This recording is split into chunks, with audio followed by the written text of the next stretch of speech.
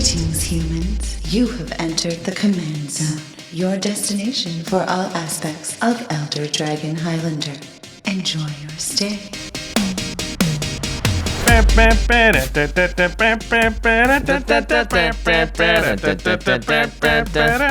Y'all ready for this?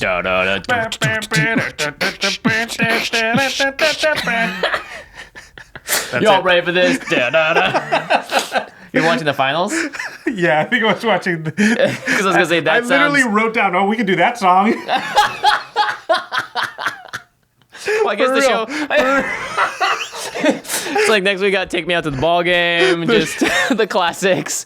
You can just see the show, and the It's podcast like- is always on my mind. It's the NFL Network da-da-da thing. Like, I'm not even kidding. It happened, and I wrote it down. well, I guess the show has started. Oh, that was in the show? Okay. Yeah, man. Y'all ready for this? Y'all ready for the M20 set review? You're listening/watching the Command Zone podcast.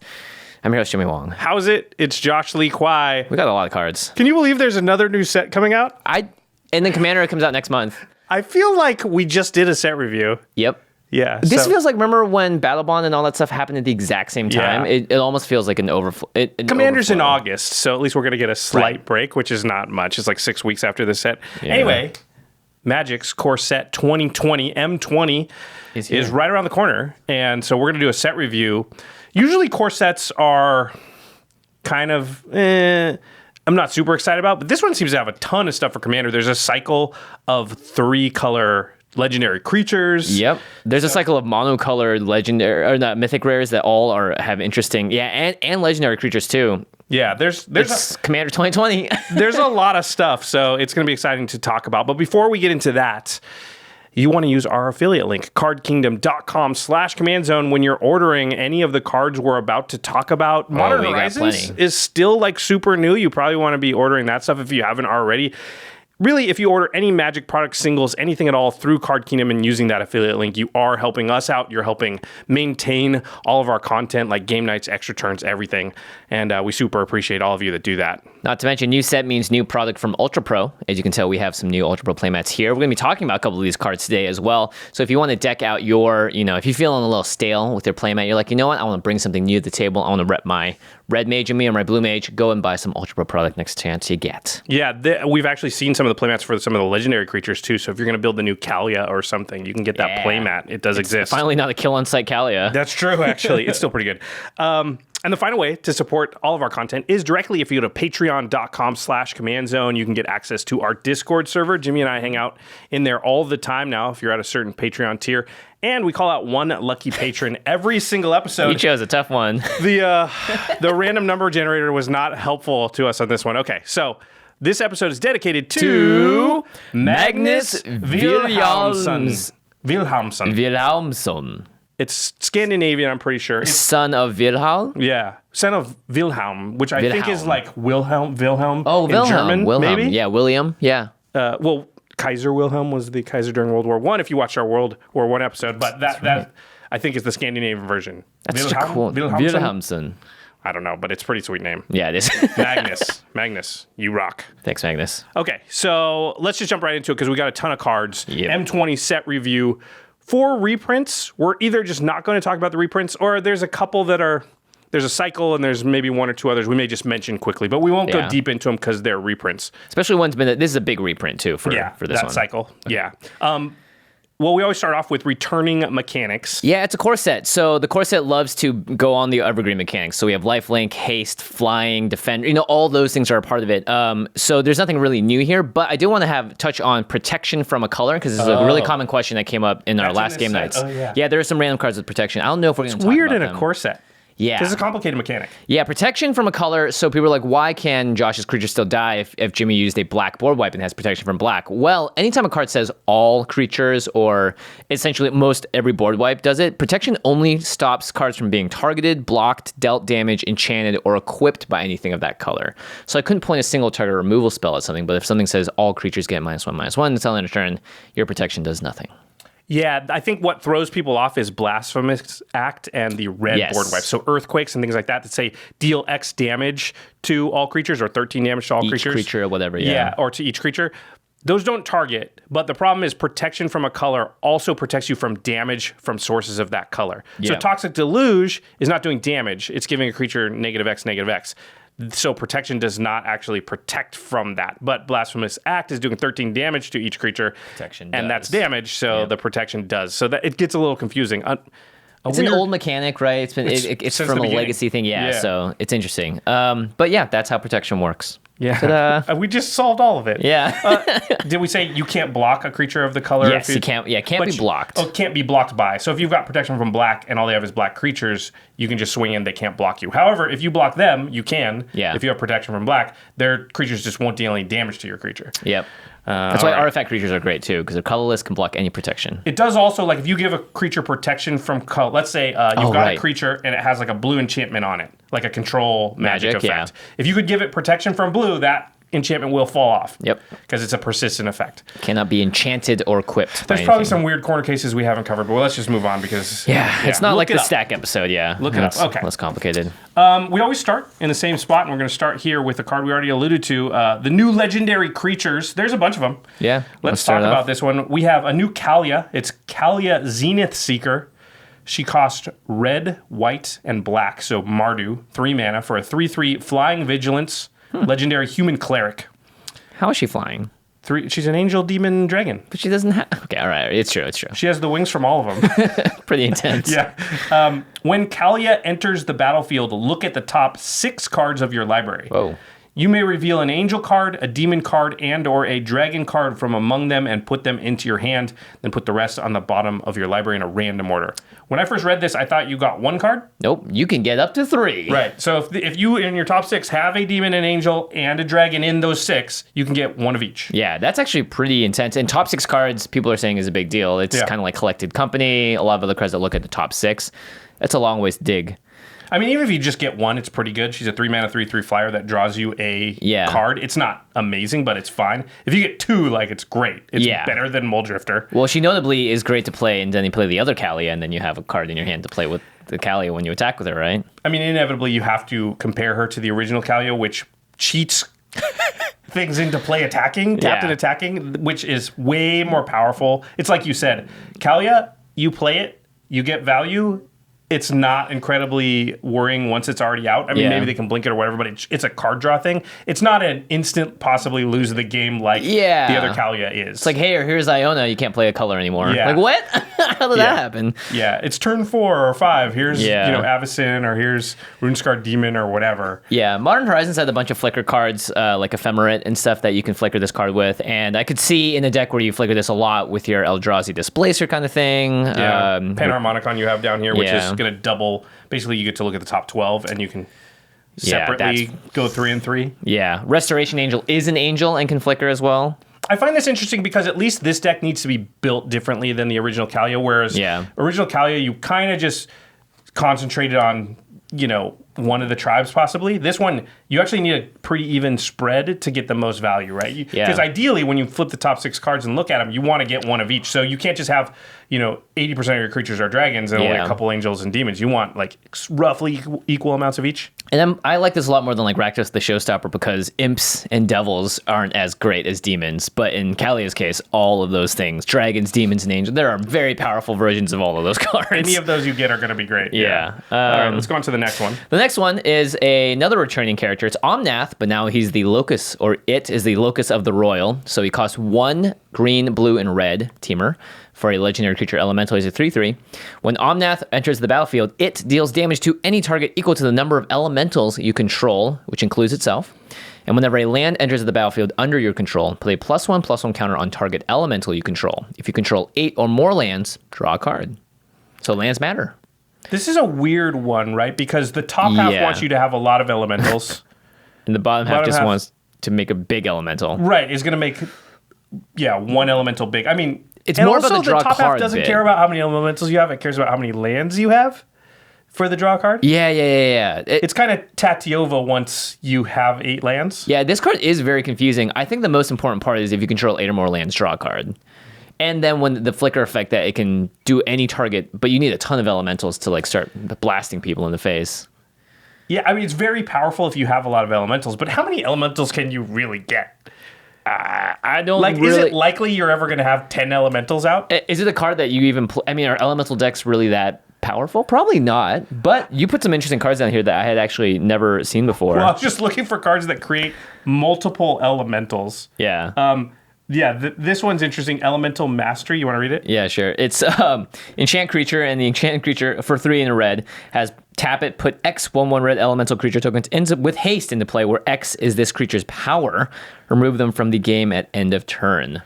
So if you could get that on a creature, you untap, you tap the creature. Let's say it's a 4/4 or 5/5. You get 5 elementals. And then you play Omnath that turn. Okay. And then you attack with the elementals, and Omnath triggers and does 5 damage to any target. That seems like a lot of work to do 5 damage. Yeah, well, I think about the other Omnaths where it's just like lose a land and then blam, you deal 3 to something. Or, you're just making 5/5s and stuff. Yeah, you're making a 5/5, yeah.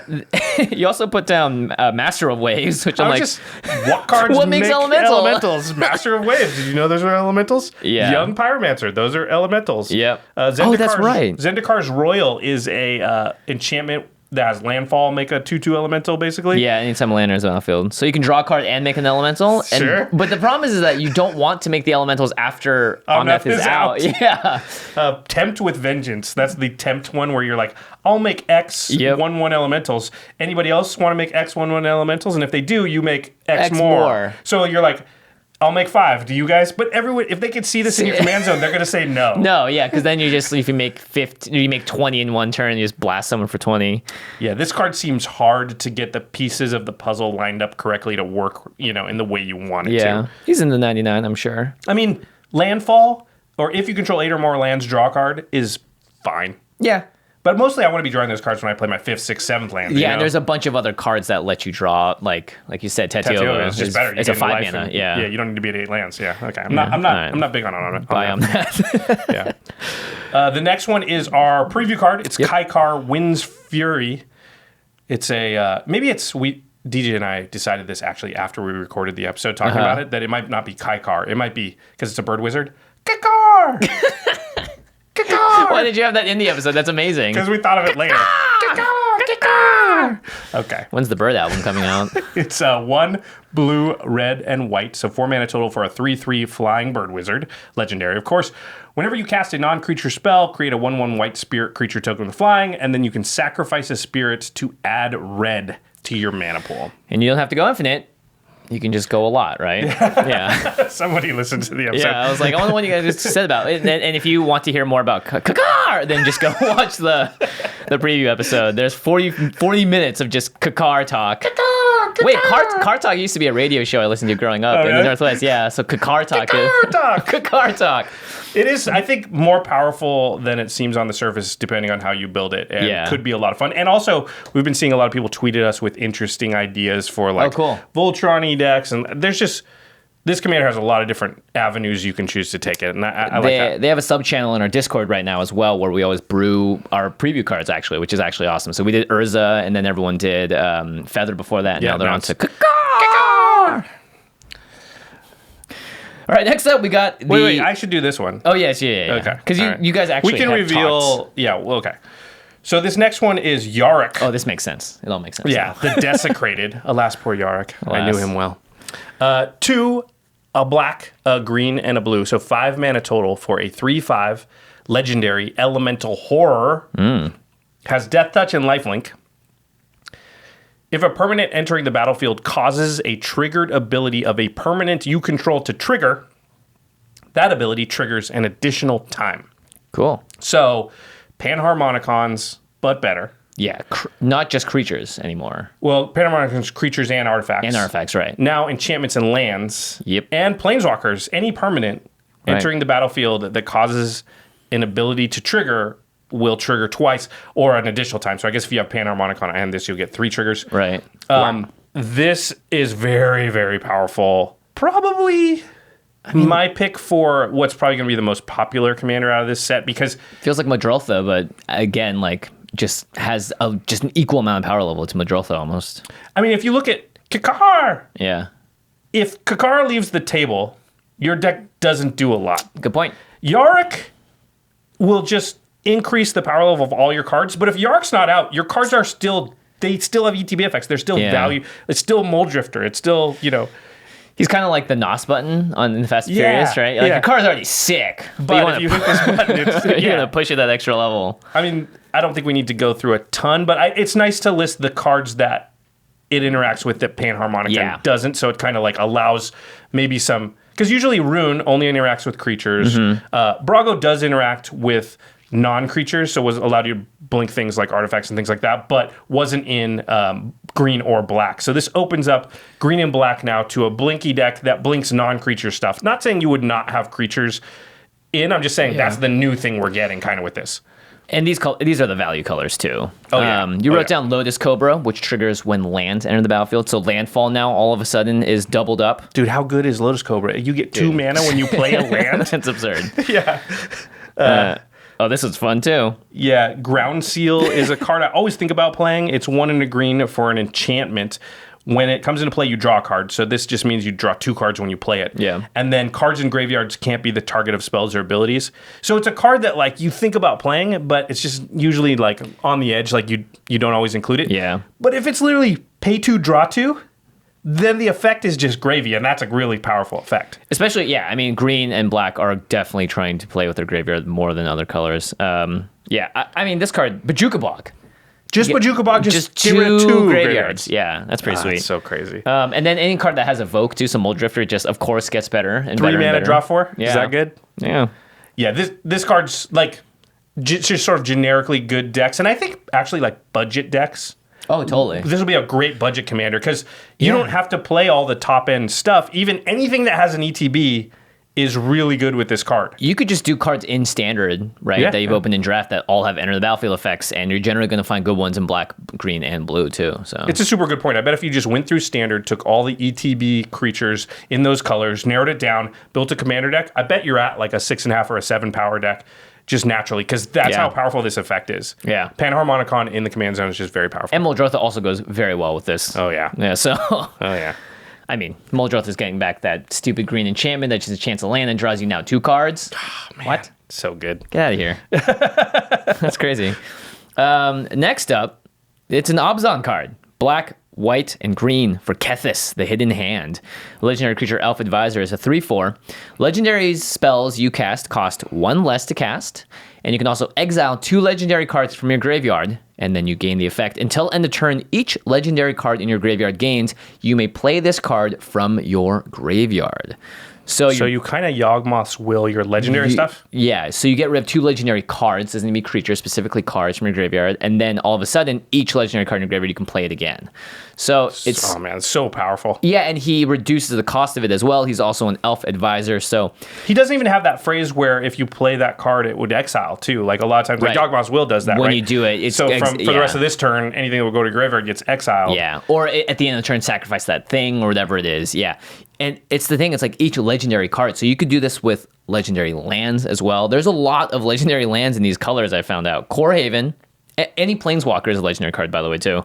Okina, Temple to the Grandfathers, Yavimaya Hollow. These are all just very good utility lands, which means that even if they end up in your graveyard, you can also exile them to Kethis to use his ability. So pretty powerful.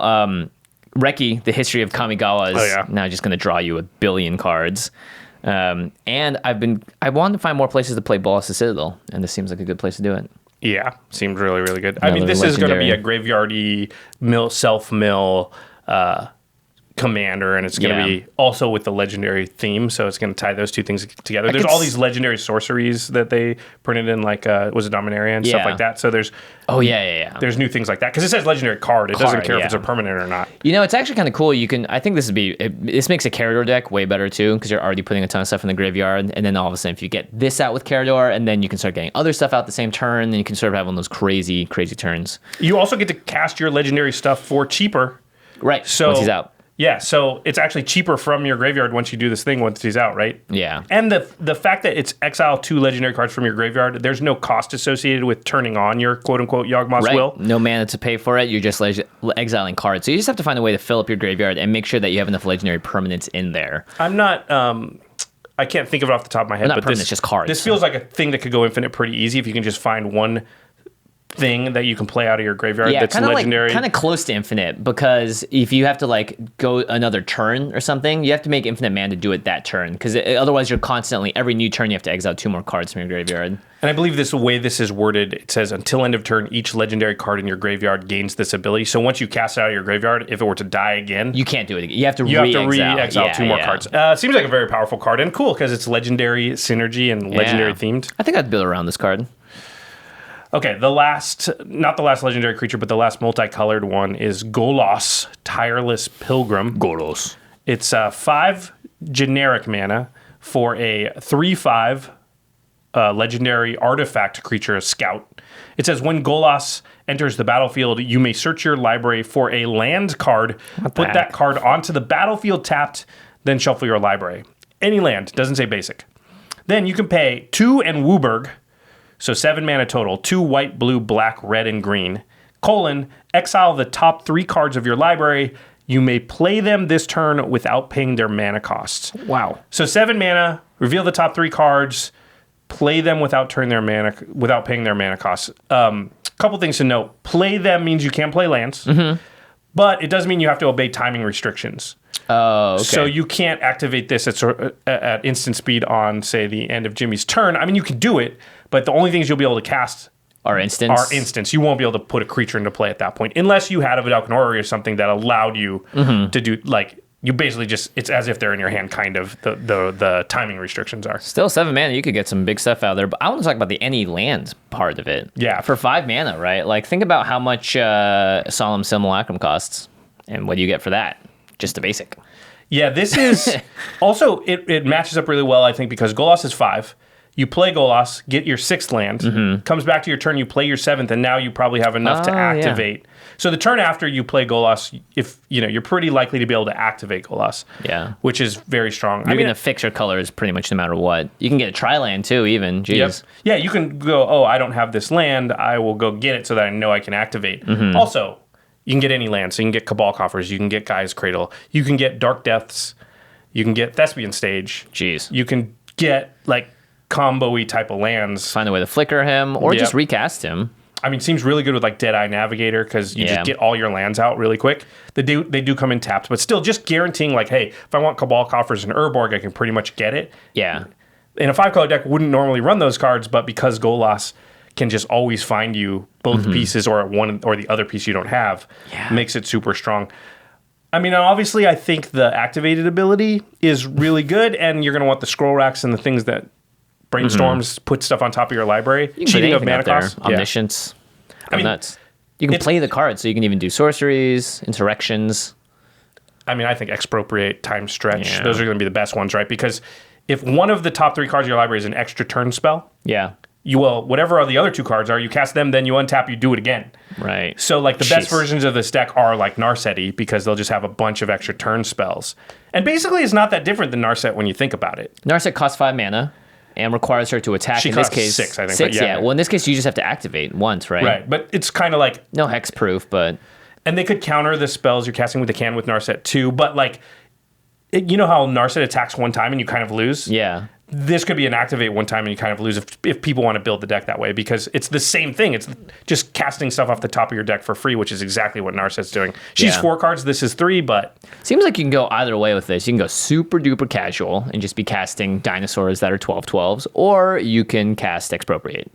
I think exactly. I think what you want, I think like for our playgroup or something, if you want to build this as 7 or 8, it's not that hard. What you do is you don't put extra turn spells in, or maybe only a couple of them, and then you just put a bunch of big flashy things, and you're like, and then maybe you don't even put ways to figure out what's on top of your deck or to stack it, and you're just like, I'm gonna activate, let's see what happens. A little more chaosy, and sometimes you get something crazy, and sometimes you kind of whiff, and that will make the deck, because you could totally build like a very broken version, which is probably like close to tier 2 or something. At least being able to play lands is nice, so that you're never a full whiff. You're going to be able to get some value off it. And in fact, again, you can do sorceries, all that other stuff. So that's actually pretty sweet. Yeah, I think it's very strong.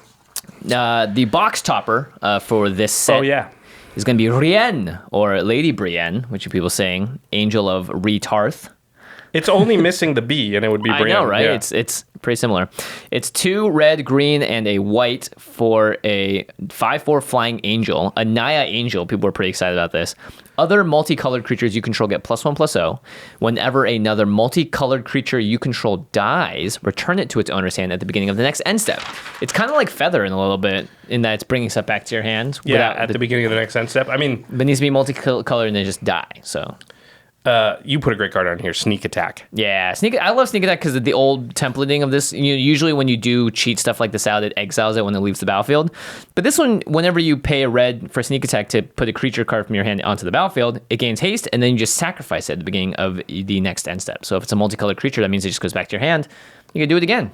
Sneak Attack, one of the more powerful cards in Magic, because it allows you to put something out onto the battlefield for only 1 red mana.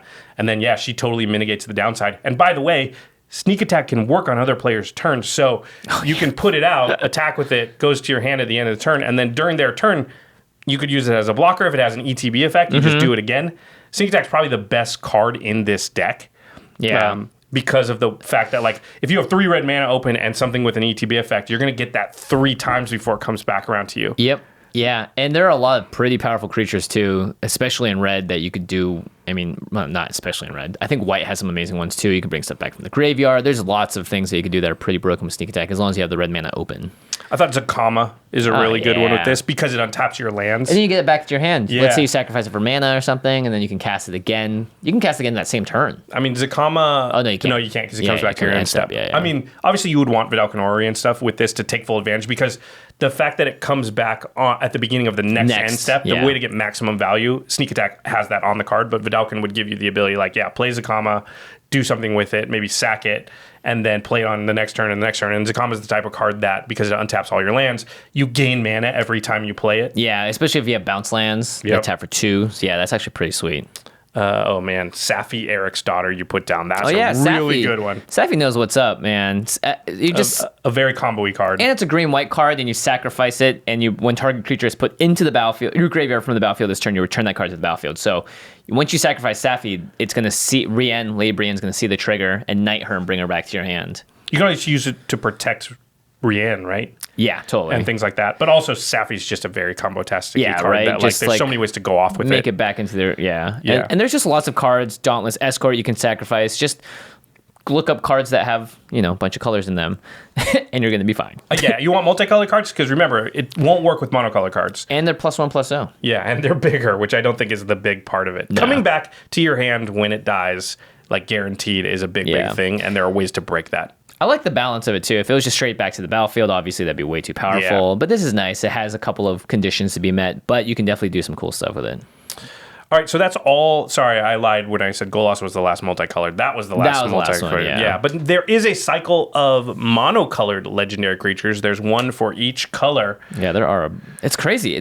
This should be called M20 for the basic Cormander set. Cormander. Seems like it wouldn't fit on the box, all those words. M20. Cormander. You're going to want to buy this. You nailed it. Yeah, just Commander 20. Commander 20? Okay, cool. And then we have Commander 2019, so that's not going to be confusing.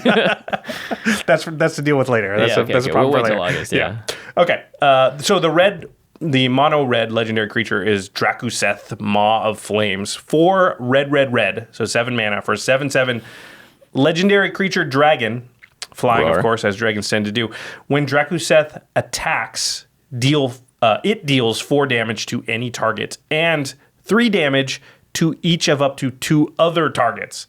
So when Drakuseth attacks, you deal 10 damage to 3 targets. Across. Yeah, so you go but 4, it's 3, any 3. target. That's nice. Not just creatures. You can go stuff. face. So like at the very least, you could be like ding all your opponents for 1 for 4 and 2 for 3.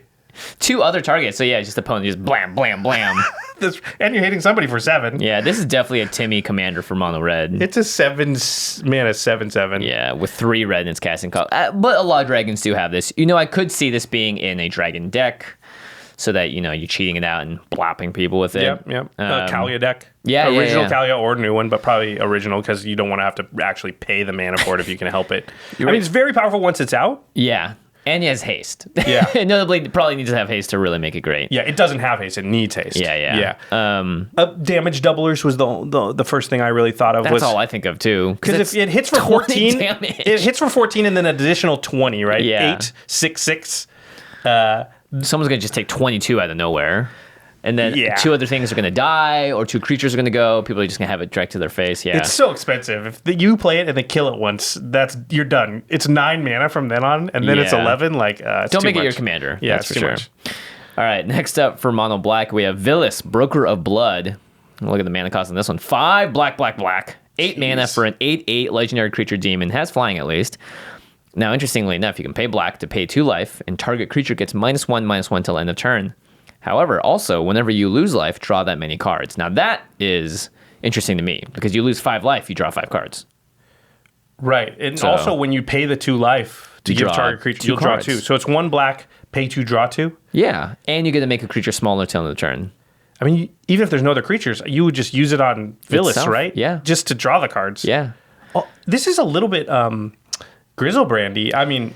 In a way, this does have a much higher power level than it seems. It's just an 8 mana 8/8, so you're going to want to find other ways to get this on the battlefield. Yeah, but same with Grizzle, you do that, right? Yeah. You reanimate it or whatever, but I mean, it does cost mana. That's the big thing about Grizzle is like you just pay 7 life, draw 7. Right. And like the fact that costs no mana is huge, but this is sort of a more fair Grizzle, I guess, because 1 black for 2 cards is very strong. I just think of Necropons because you could just pay a ton of life, and now you're drawing, and you're drawing 2x the cards. Yeah, that's pretty sweet. I mean, but once you have Necropons, you're not worried about cards as much. I know, right? Yeah. It's very powerful, but it's 8 mana. Yeah, so damage causes loss of life. Cards that make you pay life, like Bolas's Citadel, also cost loss of life. So also, if someone just attacks you. Yeah, right. Will they want to attack you if you've got that out? Because sure, I'll take 3 and I'll draw 3. That doesn't seem like a good deal for your opponent. It almost incentivizes you to attack with it, so you leave yourself open. Because they're obviously not going to swing into an 8/8 for the most part. Yeah, it's the card is strong. The big question is just the mana cost. Yeah, 5, and it's black. So you're not playing it in like a deck unless it has a lot of black. Or Reanimator. I could see this being a big Reanimator thing. That's true. Actually, in Kethis, maybe. It is a legendary creature, you're right. Yeah, and then worst case scenario, I can't cast it. I don't want to. I just use it to exile. Yeah. Yeah, and then turn on Kethis. Yeah, the card draw is undeniable, though. That there are a lot of cards that say pay X life to do X thing. Could be good in Muldrotha if you're going to animate Dead It and those type of things. Like you're just going to put it in the graveyard anyway. In that case, Carador, for sure, then. Yeah. Yeah. All right, so the next one is the white one. It's Sephara. Sky's Blade. Sky's Blade. I almost said Sephora. They don't sponsor the show. Hashtag ad, hashtag sponsor. It is Sephora now. 4 white for a 7/7 angel. All these cost so much. I know. Okay, so it's a 7 mana 7/7 angel. At least those parts match up. Yeah, it has flying and lifelink. You may pay white and tap 4 untapped creatures you control with flying rather than pay the spell's mana cost. So if you have 4 flyers, you can tap those and pay a white, and this is free, which is... So, like, Convoke for 5 mana, almost? It's like flying creature Convoke? Yeah, ooh. I mean, at least that's something, right? Again, has flying and lifelink. Other creatures you control with flying have indestructible, so it's flying tribal. That's pretty cool. I don't know. I was thinking, like, maybe you do this in the Spirits deck with Kaikar. Okay. Right. So you can get it out for cheap. Yeah, because you're going to have a lot of spirits flying around. Cards like Hallowed Spirit Keeper, which I realize has only been printed once, which is crazy. It's a card that when it dies, you get X/1/1 white spirit creature tokens with flying on the battlefield, where X is the number of creature cards in your graveyard. So okay. Just find You're a trying way to get enough flyers to not only cast it for cheap, but then have something worth protecting when it's out. Yeah, I think you just have to cheat this thing But it's out. in the 99, right? You're not building this as your commander. And then, like just have Avacyn. I know, I was just going to say, just have Avacyn. Because that just makes all your stuff indestructible. And it's other creatures you control flying. Yeah. So I think these are all very much Timmy cards. It doesn't protect. It only protects the creatures with flying too. It doesn't give indestructible to all your stuff. Yeah. Just play Divine Visitation, a Chroma's Memorial, give them all flying. I don't know. I'm just trying to make excuses here for the Chroma's Memorial is actually pretty cool tech. Yeah. This next one is super interesting. Atempsis, All Seeing. I almost said Artemis. I think I wrote it down. It was Artemis. Yeah. Artemis. Yeah. It kind of reminds me. Yeah. It's interesting. It's another Sphinx for all you Sphinx fans. But it's Attempsis. Yeah, try to attempt that. I was making the same joke. Oh, nice. Same wavelength. You attempted to read it. Yeah. It's 3 blue for a 4/5 flying. So that's actually the worst stats based on there. But it has the better abilities. Yeah, way better. Yeah, 2 in the blue, you can tap it to draw 2 cards, then discard a card. That's pretty good. Draw 2, discard 1? Yeah, 3 mana. So, super loot. And then whenever Attempsis All-Seeing deals damage to an opponent, you may reveal your hand. If cards with at least 6 different converted mana costs are revealed this way, that player loses the game. It's hard to determine how difficult getting the 6 cards of different CMCs is. What if you just had like game. 80 cards in your hand though, right? True. If you have Consecrated Sphinx out for a turn, it's very probable that you can do this, yeah. I mean, I'd have no idea. We'd have to ask Frank Carson or somebody.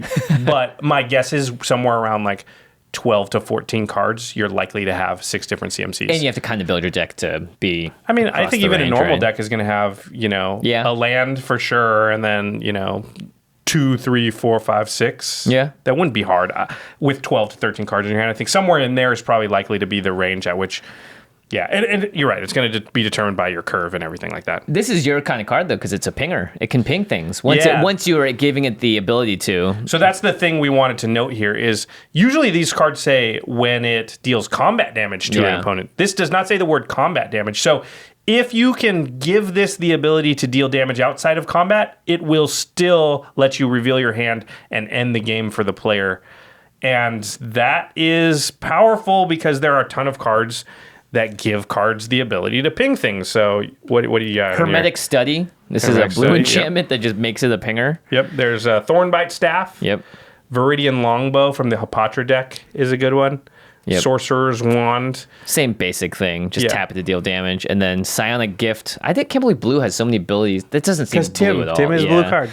They switched it over to red later, but it was already too late. They'd had years and years of, So I actually think this deck could probably be pretty good. It could probably do its thing. It has card draw on it. What if you made it Sphinx tribal and just had Sphinxes across the whole spectrum? And this was just like an alternate win condition, right? Sure, but I think you could have it at the helm and instead go for the give it pinging and use an untap type effects for the first ability. So what you do is you Fate Stitcher it, you Vizier of Tumbling Sands it to activate that first ability, enough card. Yeah. And then you go Viridian Longbow, boom, kill you, untap it, kill you, untap it, kill you. It's possible. It's possible. Really, you only have to do that to the most scary player. If this is just in your deck and you have a deck that's drawing a ton of cards, just smacking someone with it too. But it's 6 mana. They have to kill it, right? Yeah. If you have this out and you have more than like 8 cards in your hand, it's just too scary if it's going to come at you. They have to try and kill it. Yeah. Yeah. Interesting card. Interesting card indeed. All right, next up, the mono green one. It's Gargos, Vicious Watcher. I thought it'd be a vicious, I don't know, like he just like brushed his teeth. Doesn't look like a watcher, actually. That looks like a doer. Yeah, he's literally eating, or it is literally eating something with one of its many heads, and it's like devouring a skeleton. Yeah. But 3 green for an 8/7 Vigilance, legendary creature Hydra. Hydra spells you cast cost 4 less to cast. That's a lot less. That's Hydra a lot Tribal. less, wow. yeah. The problem is you gotta have 6 mana to get this out, but okay. Whenever a creature you control becomes the target of a spell, Gargos fights up to 1 target creature you don't control. But also, you can control the spell that targets it. It doesn't say a spell your opponent controls, so you can cast Giant Growth on it and then have it fight something. Yeah, it's interesting because I guess that's how it's watching. It's like waiting, and then it's like, hey, you can attack me? Yeah, get you with my 8/7. It should really be a snake, but I guess Hydra Tribal is more exciting. Any Hydra with X in its cost, and there's a lot of them. Hungering Hydra, Genesis Hydra. Genesis Hydra is amazing. Lifeblood Hydra. I mean, you can just make a Hydra deck with this. And finally, Unbound Flourishing, the card I'm super stoked about from Modern Horizons, is just nuts in this deck. It's that's the X doubling. We gotta read it. Yeah. It's new, so they might not read it. 2 and a green enchantment. Whenever you cast a permanent spell with mana cost that contains X, double the value of X. So if you did like a 9 mana Genesis Hydra, it costs you 5 and then it becomes 18. Holy crap. And then whenever you cast an instant or sorcery spell or activate an ability, if that spell's mana cost or that ability's activation cost contains X, copy that spell or ability. You may choose new targets for the copy. So like Monstrosity is one of the things that does it on Pelukrinos, right? Right. And just a lot of stuff in general, like any fireball type effect would do it. I mean, obviously this is going to be mono green if it's your lead singer. I've played a lot of mono green decks that just make 1 billion mana. Yeah. So it's not hard. So yeah, X Hydra Tribal is that could be a fun deck. Yeah. The green's got it. Gargos is here. He's been watching. You just didn't know. He's been watching. Yeah. Oh, and there's also a card that we're going to talk about later from M20 called Voracious Hydra that would work well with that. Oh, yeah. Well, go figure. Another Hydra would be good in there. Okay. That's all the legendary creatures. We're now going to move on to the new Planeswalkers. Jeez, there's a lot of cards in this set. Yeah, there are. So the first one is Sauron, Imperious Bloodlord, 2 and a black for a 4 loyalty Planeswalker. Has 2+1 abilities. The first is target creature you control gains Death Touch and Lifelink until end of turn. If it's a vampire, put a 1/1 counter on it. Cool. The second +1 is you may sacrifice a vampire. When you do, Sauron deals 3 damage to any target and you gain 3 life. Okay. -3. This is his third and final ability, and again, comes in with 4 loyalty, so you can do this immediately. You may put a vampire creature card from your hand onto the battlefield. There are no powerful vampires you could do that to, though, right? This is a 3-drop, Sauron. So cheating of mana cost this early, that's the one where you go, whoa, that ability's big. Yeah. So, yeah, what are the sort of high CMC vampires that we might want to cheat into play with Sauron? Well, you wrote this first one down, and this probably is the best one. Nirkana Revenant is the first thing that came to mind because it's a 6 mana vampire that makes your swamps tap for an additional mana, so it's kind of crypt gassed. Yeah, I think that's really good. If you get that out on turn 3... Yeah. Think about how long it takes to get Cabal Coffers going, Urborg, all that stuff. That means your turn 4 is likely 8 mana. If you're mono black, obviously. This is an Oathbreaker deck, I think, if you really want to go for it. And Sauron all you have to do is play Sauron and do it. Yeah. They can't even really interact with it. I mean, if Sauron hits the table, you're doing it. I mean, you have to have a big vampire in your hand, but it's not. Look, you play this with Exsanguinate and you play Nirkana Revenant, and then boom, you can Exsanguinate everyone for 8 next turn. It's pretty good. Yeah. Butcher of Malakir, Josh's and Graham's favorite card in the world. But so powerful. A 7 mana 5/4. It's basically Dictative Erebos on a stick. Whenever it or another creature you control dies, each opponent sacrifices a creature. So that's just a 5/4 flying with that effect stapled onto it. Yep. Not to mention you have a +1 on Sauron that has him sacrificing cards, so then all of a sudden now you have the ability to make people sack things. That's pretty good. Yep, that seems scary. Anawan, the Ruin Sage. I know a lot of more casual players like this card, but it's got a Childred-esque effect for 3 black, 4/3. At the beginning of your upkeep, each player sacrifices a non-vampire creature. That could be devastating on turn 3 for certain decks. Yeah, right? Where you play it and the abyss is just out for them and they can never... It's turn 3. Yeah. Yeah, the Sauron seems really good. Yeah, this may be one of the better Saurons just because of that last ability. No, it's narrow. You can't just put Sauron in black decks. You have to have vampires. And you have to have some big vampires in there. But even just getting a 5 CMC vampire, we only named the really big ones, but... You're getting yeah, it's true. You could just get anything. You get a pretty good, 5 mana vampire. You're getting a 2 mana discount, and Sauron's still there at 1 loyalty, ticking up from now on. It's definitely one of the more powerful tribes that people love to build around too. A Johnny, Strength of the Pride. It's the cat. He's back, and he's 2 white. Kakar has some words to say with him. Johnny! And that doesn't sound like a meowing. No. Yeah. It's a 5 loyalty, 4 mana planeswalker. So it's +1 is you gain life equal to the number of creatures you control plus the numbers of planeswalkers you control. Whatever. His -2. Create a 2/2 white cat soldier creature token named a Johnny's Pride Mate. With whenever you gain life, put a +1/+1 counter on a Johnny's Pride Mate. So now a Johnny's Pride Mate is also a token. I guess so. Which is kind of crazy. And then his 0, this is the crazy one. Yeah. If you have at least 15 more than your starting life total, so 55 for EDH, exile a Johnny, Strength of the Pride, and each artifact and creature your opponents control. What? For 0? Just play it, and if you're in the life gain deck, you're gonna have that. It's Cyclonic Rifty. It's each creature and artifact. You exile them. They don't get lands for them or anything, too. This is a really good board wipe in a life gain deck. Yeah. This may be one of the best. It's, again, one-sided, and its artifacts and creatures get exiled. And, the one thing that sort of keeps it in check is you just can't put it in any white deck. You have to be gaining life. Yeah. Because I don't think the other 2 abilities are anywhere close to good enough. Unless you're gaining 15 plus life on the +1 and happen to be at 40, right? And then oh, cool, now he's... But if you've got that much stuff, you're already winning. You don't even need the 0 ability. The fact that it's 0, too, so they can't even smack a Johnny once or twice to get it out of quote-unquote ultimate range. If a Johnny's alive and on the table, you can do it. Of course, you have to exile a Johnny to do this. Yeah. So you can't like do it over and over without some Rift Sweeper kind of weird stuff going on. Once might be enough. And that's what I was Hold going on to say. to this card. This is interesting. All right, the next Planeswalker is it Mu? Mu Yenling. Mu Yanling, Sky Dancer. That's 1 blue for a 2 loyalty Planeswalker. That's 2 3-mana Planeswalkers. This one only has 2 loyalty though. The other one has 4. The +2 is until your next turn, up to 1 target creature gets -2, -0, and loses flying. That's its protection, I guess. Yep. -3, which you cannot do until you've +2'd it. So when you play her, you can't do this immediately. But you do create a 4/4 blue elemental bird creature token with flying. A 4/4? Yep, 4/4 flyer. Okay. -8. Again, she has a +2 and she comes in with 2. So this is like the 5th turn or something. You get her out. You get an emblem with islands you control have tap, draw a card. That's pretty good. Yeah. 3 mana, 2 loyalty. You +2 her. I mean, you give something -2. So if there's only 1 creature out, you're probably okay. Now she's at 4. But do you really care? If you make a 4/4 flyer? Well, I think even if they hit her back for 1 damage, it's going to kill her. When she makes the flyer next turn, right? She goes up to 4. Like, it's very hard. You have to protect her to even get the flyer. It just seems like most Planeswalkers that are good, according to us, come out and they do something immediately to protect stuff, not just make a creature smaller. Like, that is very inconsequential.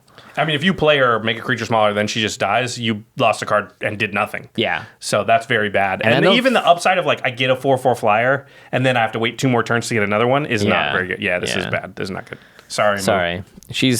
I think her like power is she cries a lot too. Her like tears are like in all the cards, like you see like these like waves of water coming out of her tear. She's got powerful tears. She's like, why didn't you make me more powerful, Wizards? It's so sad. Oh, this is interesting. Okay, so for the first time ever, we have 3 Chandras in the set. I mean, this is the first time we've had the same Planeswalker more than once in a set, right? Yeah, I think so. And the whole point is telling her story. So it's very much a also, interestingly enough, they had Anna Steinbauer do 2 of the arts, and then Chris Ron did the 3rd one. That's weird. I know. Well, so it's like she's an uncommon, a rare, and a mythic, and that's like her hero's journey? Yeah. And maybe they'll be doing this for more Planeswalkers in future sets, so I guess we have 4 more years of that to look forward to at this rate. Let's start with the uncommon version. It's Chandra, Novice Pyromancer, 3 and a red for a 5 loyalty Planeswalker. Elementals +1. Elementals you control get +2, +0 until end of turn. Oh, Omnath, Locus of the Royal. Yeah, they're all going to be huge now. -1, add red. That's actually pretty good. That is actually pretty good. Because she starts at 5. Yeah. And then -2, Chandra deals 2 damage to any target. That's actually really good too. This is a limited powerhouse. Oh, that thing is really good and limited, I would think. I guess, yeah, because if you just do shock something twice, we already know that's good. Jaya does that now. Yeah, and Chandra in general usually makes elementals too. She'll make like 3/1 elementals with haste and stuff. So that I believe that's kind of where they're going for. Really, the only thing we care about is adding the mana, and she costs 6, so you don't... You could also just play the other 4 mana Chandra that gives you 2 mana. It's not very good. The rare one is Chandra, Alkalite of Flame, 1 red for a 4 loyalty Planeswalker. Has a 0 ability, which is put a loyalty counter on each red Planeswalker you control. We've only seen a Johnny do that in the past, right? This is the first... Yeah. Oh, that's a good point. Yeah. I don't know how likely you are to have multiple red Planeswalkers in play. Yeah, and if that +1 loyalty makes a difference. It does +1 her, which is why it's a 0 ability, right? Oh, is it each red? It's each red, yeah. Oh. So That's cute. If she's the only one out, you can just plus her and do nothing, but she does go up. She has a second ability, which is a 0 ability, which is create 2 1/1 red elemental creature tokens. They gain they gain haste, and then you sacrifice them at the beginning. Really? So I guess it's a 0, but you get 2 1/1s with haste. Next end step, yeah. This is couldn't like keep. Look, play the 4 mana Chandra into the 3 mana Chandra because that's the order that it should go in. Yeah. Sure. And then her -2, you may cast target instant or sorcery card with converted mana cost 3 or less from your graveyard. If that card would be put in your graveyard this turn, exile instead. So she snapcasters something of 3 CMC or less. That's actually pretty good. You got Chaos Warp, you can do Vandal Blast, and you can overload it because that doesn't change the mana cost. Oh, it's interesting. Yeah. And you can also do Cyclonic Rift if you're playing blue. So I can see this. That and part, you can do that twice. Yeah, that part's interesting to me because there are a lot of good 3 CMC and under spells. I mean, I like Jace Vryn's Prodigy, and it flips over and does something similar, although it can do any CMC. But still, this is... Gosh, I wish that second ability wasn't so nothing. 2 1/1s that go away at the end of turn. I wish the first ability was more than nothing too. Well, I mean, if the second ability was even like -1, make a 1/1, and that's it. Yeah. This would be way better. Yeah, totally. Yeah. Because you can actually do something with it. Yeah. It does cost 3 mana, which is cool. And then, of course, the mythic one costs 2 mana. No, it doesn't. It costs 6 mana. And it could go 4/3 too. That would have been too sweet. This one, a lot of people are talking about this card. So Chandra, Awakened Inferno, 4 red for a 6 loyalty planeswalker. The spell can't be countered. +2. Each opponent gets an emblem with, at the beginning of your upkeep, this emblem deals 1 damage to you. It's pretty cool, actually. What? So, like, the clock's just ticking. It puts her to 8, dude. And then everyone gets an emblem. It's not even one opponent. You're probably getting 2 emblems on everybody before she dies, right? Oh, totally. And then the clock is ticking. -3, Chandra, Awakened Inferno deals 3 damage to each non-elemental creature. So that's actually pretty good, too. Just a mini board wipe. It's Anger of the Gods, kind of. Again, dude, I'm Nath. Yeah. And then the -X, Chandra deals X damage to target creature or planeswalker. If a permanent dealt damage this way would die this turn, exile it instead. So worst case scenario, you can just fireball something. And it exiles it, too. And sometimes you may play it, do 4 to something. She sits there 2, and then you start +2ing. Yeah, the fact that it's a +2 and it gives an emblem is what people... And it's never have you been able to see emblems created this quickly. Because every single time you do it, everyone gets an emblem, and you get them another emblem. You can give people multiple emblems. Wow. So if you did this, if you do it like 2 or 3 times, now all of a sudden that's a kind of a big deal. Yeah. Because you know how in game nights we've sort of... Remember when we played Fevered Visions and we kind of kept track of how much damage it did over the course of the game? And it did like 32 damage or something. Chandra emblems could easily do like, 80 damage over the course of a pretty long game if you get 2 or 3 of them. Because it's to everybody. So it's 3 damage to your opponents per turn. I could see this being a control finisher in a lot of more like standard decks. Yeah. It can't be countered. You get the emblem, and then you just go, okay. Okay. Can you beat me in X number of turns? Can you kill Chandra? Otherwise, you're going to get another one. Yeah, it's true. Yeah. In Commander, I think it's probably playable. You need a lot of emblems for that to matter, I think. Once you're at 3 emblems, then I think that starts to matter. But before then, it's unlikely to matter too much. I guess, it can start to turn off their ancient tombs, and they can't play Shocklands. It's pretty interesting. We've just never seen a +2 given emblem. Not only that, a +2, and you can just keep doing it. Yeah. I'm going to put this aside. You can put that on the side? Yeah. Okay. They all are you keeping track of the ones that are... There's another card that's going to come into play later that I believe is... Are you keeping track of the ones that are candidates for like the best of later? Is that what that is? In a way. Okay. Best of one paired with another card. Okay.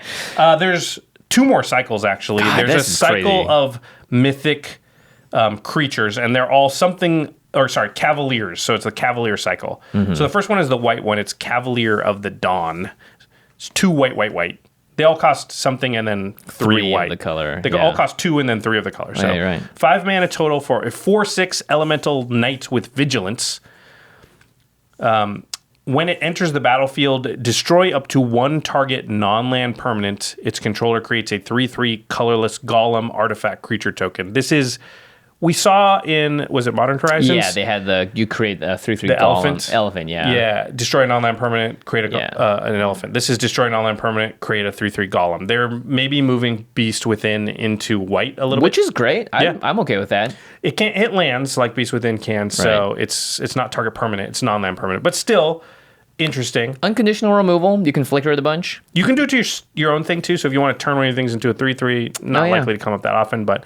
And then when Cavalier of Dawn dies, and these all have an enter the battlefield effect and a dies effect. Yeah. So when Cavalier of Dawn dies, return target artifact or enchantment card from your graveyard to your hand. So it gets you some value on the way out. Blows something up on the way in, gets you some value on the way out. It's all of these have 3 of their colored mana, so 2 white. Like imagine if this is 4 and a white. Oh, that's great. Then it's really good. Yeah. 2 white is immediately like, man, your deck has to be heavy white. They're definitely, I love the idea of what they're doing here, which is like, these are cards that are right around the 50 to 60 to 70% range, depending on how you build it. But everyone, if you get this card in a pack and you're like just starting out Commander, that you feel great about that. You're like, cool, I can definitely put this in something. I think these are kind of like supposed to fill the Titan slot. Yeah, for limited, being but they're Titans, not. Yeah, they're still pretty good. I think they still these have are to going to balance these for standard too. Is the other big thing. That's true. You always have to can't forget that. All right, next up is the black one, Cavalier of Night. 2 black for a 4/5 lifelink elemental knight. Oh, these are elementals. I'm Nath. We're getting there, man. I almost fell over. Well, the elements blew you back. When Cavalier of Night enters the battlefield, you may sacrifice another creature. When you do, destroy target creature an opponent controls. I actually kind of like that. Yep. When it dies, return target creature card with converted mana cost 3 or less from your graveyard to the battlefield. So you can get the creature you sacrifice back.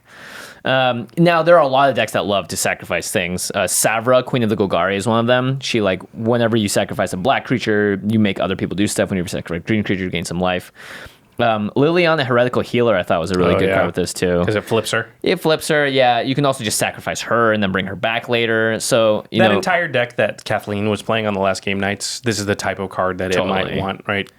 Sacrifice his own thing, kill one of yours, get some value recursion when it dies. Yeah. Also, those decks can sacrifice Cavalier of Night on purpose at the time of their choosing to get the thing back when they want to.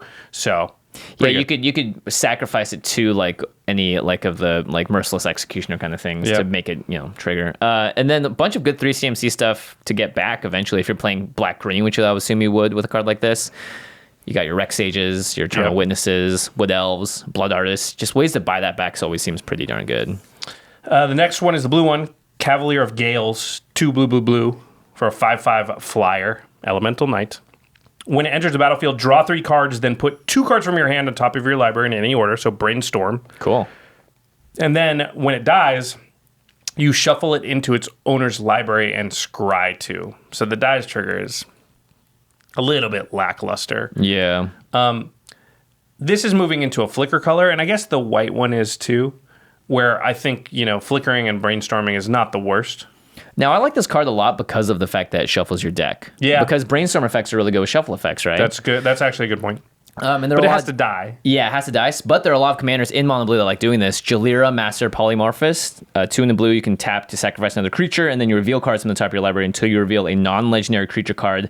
Put that on the battlefield, and the rest on the bottom of your library in a random order. So you could play like Cavalier, and then put something on top, and then be like, cool, sacrifice a different creature. Right. But if you Cavalier and you don't like anything, you can just sacrifice the Cavalier, and then you kind of get the shuffle. Again. Yeah, and then maybe you get something cool out of it. Yeah, because you would have to shuffle before Jalira's ability happens. Yeah. Muzio does the very similar thing with the Brainstorm effect. So there's just ways, I don't know, the card seems build-aroundable.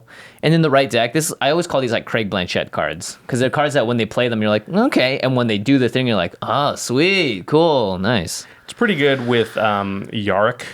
Getting 2 brainstorms when it ETBs. That seems good. Not bad. Yeah. Anything is good with Yorick. Yeah, that's true. Good with Rune and Brago and that stuff too. Cavalier of Flame, 2 red for a 6/5 elemental knight. 1 in a red. Creatures you control get +1/+0 and gain haste until end of turn. That's actually kind of... You can just do that as many times as you want. You can give it haste too, which is important. When Cavalier of Flame enters the battlefield, discard any number of cards, then draw that many cards. And when Cavalier of Flame dies, it deals X damage to each opponent and each planeswalker they control, where X is the number of land cards in your graveyard. Oh, this is something they started doing, and that's one of the limited archetypes in Modern Horizons is lands in your graveyard. Lands in graveyard, yeah. Which a lot of decks sort of want to do, the Lord Windgrace decks and stuff. I don't know if this is good enough to put in those. That first ability, actually, I think is better than it seems. Pump your team and give it haste. Yeah. Is... Because I'm often building a deck, and at some point I'm like, I would like haste, like Kaikar. And I'm just looking for a good card that gives haste incidentally, because you don't want a card that says, give my creatures haste. It's a waste of a card a lot of times. Right. I want the card to be useful in other situations. This might fit the bill. Man, 2 red, though. Hard to cast. Although you want a lot of red. You could discard any number of cards, and Kaikar does get you there by sacrificing the spirits, right? Yeah, yep. I do like the second part of it in like Burragamos decks. You're wanting to put lands in the graveyard already. Living Twister is a card I really want to build around at some point. It seems really fun. Discarding lands, returning lands to your hand. What about Neheb, the new Neheb? Yes, you're discarding cards to draw them and get mana. Yeah. And then you can play this and discard more cards, put more lands in the graveyard. And then you sacrifice that card could be combo-y. It could be a card where you have enough lands in your graveyard it kills everybody, right? Yeah, it's each opponent, each planeswalker. So it does happen all at once. And its opponent. A lot of times earthquakes and stuff hits you, so you got to get your life total above the others or something. That's actually the kind of thing that my Neheb mono red deck wants to find are one-sided damage effects, because almost everything otherwise... So there's the two Nehebs, and they both work with it, right? Because this deals damage to each opponent when it dies. So you could do that, and then the original mono red Neheb adds a bunch of mana. All that mana, yeah. But the new Neheb also lets you discard cards to put more lands in your graveyard, and then creates mana by discarding the cards. Interesting. Maybe it's a little better than I thought in mono red if you kind of build around this thing. It's interesting the way that they're making mono red better is just by giving it very specific lanes to go into strategy-wise. All right, the last one is the green Cavalier of Thorns. 2 green for a 5/6 with reach. These are all very efficient creatures, by the way. They're like 5 mana, 4/5. For limited, they're all bombs. Yeah. When Cavalier of Thorns enters the battlefield, reveal the top 5 cards of your library.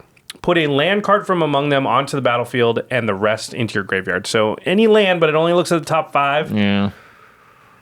For a 5-mana Wood Elves is not really that great. So, and then it says, when it dies, you may exile it. If you do, put another target card from your graveyard on top of your library. Why do you have to exile this one? And why do you have to put it on your library and not anywhere else? I don't know. This is the card I was least impressed by, I think. Yeah, because I don't want to pay 5 mana to get an extra land in play. That's not worth it. Even if it's any land, it's like great, but it's 5 cards. You'd have to stack your deck. There's a lot you have to do to make that work. Then when it dies, you don't even, you're right. You don't even draw the card. It goes on top of your library. So it costs your next draw step. It's not card advantage. Yeah. And you have to exile this thing, so you can't even like reuse you can't, it. like loop it or anything. Were they worried? I guess you could probably abuse it by like putting the same card back over and over. That's what they're worried about. Yeah, I'm off that card. Yeah. I don't think that one's good. Green's fine anyway. Green doesn't need a lot of help, so. Oh, it's reprint time. This is actually very exciting because we have a couple of new one of these, but most importantly, the ley lines are back. Yeah, so this is a reprint cycle. They've got 5 ley lines. There's Void, Anticipation, Abundance, Sanctity, and Combustion. Yeah, Abundance is new, right? Is Abundance a new one? I think Abundance is new. Sanctity and Combustion, I believe, both. Who knows? We really only play with 2 of them. The first one is Leyline of the Void. In Commander, you're only going to see 2 of them. Yeah, Leyline of the Void. Now, this card was a much-needed reprint. It was very expensive. All of the Leylines have this text. If Leyline of the Blank is in your opening hand, you may begin the game with it on the battlefield. So if you do happen to draw this into your hand, you can, before the game starts, go, look, I reveal a Leyline from my hand. I just play a free 4-mana spell. Leyline of the Void is very good because if a card would be put into an opponent's graveyard from anywhere, exile it instead. Anywhere. So from the top of the library, from your hand, you get, it's just basically pure graveyard hate. One of the most pure graveyard hate cards in the game. And it only affects opponents, which is very, very powerful. Very important because you can even play it in graveyardy decks. And it's the type of card that you play and it wins you games, but you don't know that that's why, because your opponent will be like, I couldn't play this card the entire game because of the leyline. Yeah. It just hoses graveyard decks. Even if you make them sacrifice a turn or a spell to get rid of it, that's still a lot of advantage in your favor. You're right. The green one, Leyline of Abundance, is new. Brand new, yay. So I was wrong about them all being reprints. Maybe you'll see all this the other in ones are decks. reprints, but not this one. Leyline of Abundance, 2 green for an enchantment. If it's in your opening hand, you may begin with Leyline of Abundance on the battlefield. Whenever you tap a creature for mana, add an additional green. So it Mirari's Wakes your mana dorks. Yeah, that's pretty cool. That's pretty cool. Yeah. Then you could pay 6 green and put a 1/1 counter on each creature you control. 8 mana, so you need 4 mana dorks to make that much? Yeah, but you can also use mana from lands. Yeah. Elf Ball type decks, my Tishana deck, that kind of thing, that have a ton of mana dorks and are just looking to like dump their hand. And a lot of times you want a finisher in those decks. This works as ramp and that finisher kind of. Yeah. Right? It creates extra mana when you need that, and then later on in the game when you don't need mana, it pumps everything. I guess for a 4 mana spell, it is better than Mirari's Wake in that it happens a little sooner. And if you're in the deck that has a bunch of mana dorks, then great. Otherwise, I think I'd still rather have Mirari's Wake. Because when they board wipe and stuff, if they get rid of all your mana dorks, which is way easier to do than like... Yeah, then the Leyline Wake's awful, right? It does nothing. Yeah, the moment that you lose your mana dorks, that card just Whereas turns Mirari's Wake is still like, well, I still have double bad. mana, right? Yeah. Or you just play Zendikar Resurgent. Leyline of Sanctity, 2 white enchantment. If it's in your opening hand, you can start the game on the battlefield. You have hexproof, so this is very much a modern card. We don't see this in our people format from much. lightning bolting people to the face. You're not really ever going to play this in Commander. Yeah, the red one, 2 red for an enchantment. Same thing. If you have it in your opening hand, starts on the battlefield. When you or at least When you and or at least one permanent you control becomes the target of a spell or ability an opponent controls, Leyline of Combustion deals 2 damage to that player. So anytime you or one of your things gets targeted, it deals 2 to that them. Player, yeah.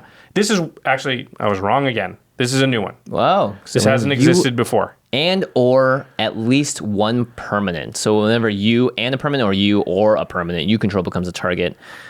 So it just says, no, stop targeting me. But it doesn't stop them. It just slaps them for it. Yeah, for doing it just kind of shocks Yeah, it's them. like, you did that. Whoosh, Yeah, you take 2. Take 2.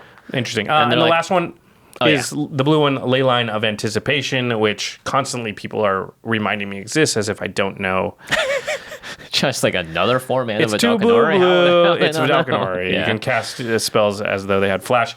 Yes, I know that card exists. I talk about Vidalcanori because it's colorless and goes in any deck. Yeah. And naming them both every time I talk about Vidalcanori would be way too much. Would you play the second Leyline if you had the ability? I usually do. Just to have 2. Sometimes in like 5-color decks where blue might be slightly harder to do, I won't do it. And if I'm only going to play 1, a lot of times it's Leyline just because it does have that clause where it comes in for free. Yeah. But Vidalcanori is the card I will continue to mention audibly on the podcast because it's easier to talk about, and then I won't get the people going, well, you said that, but you're not playing blue.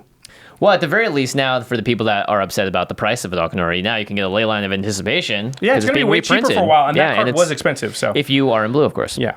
Okay, we are going to move on and talk about the monocolored cards that are in the 99, the multicolored cards.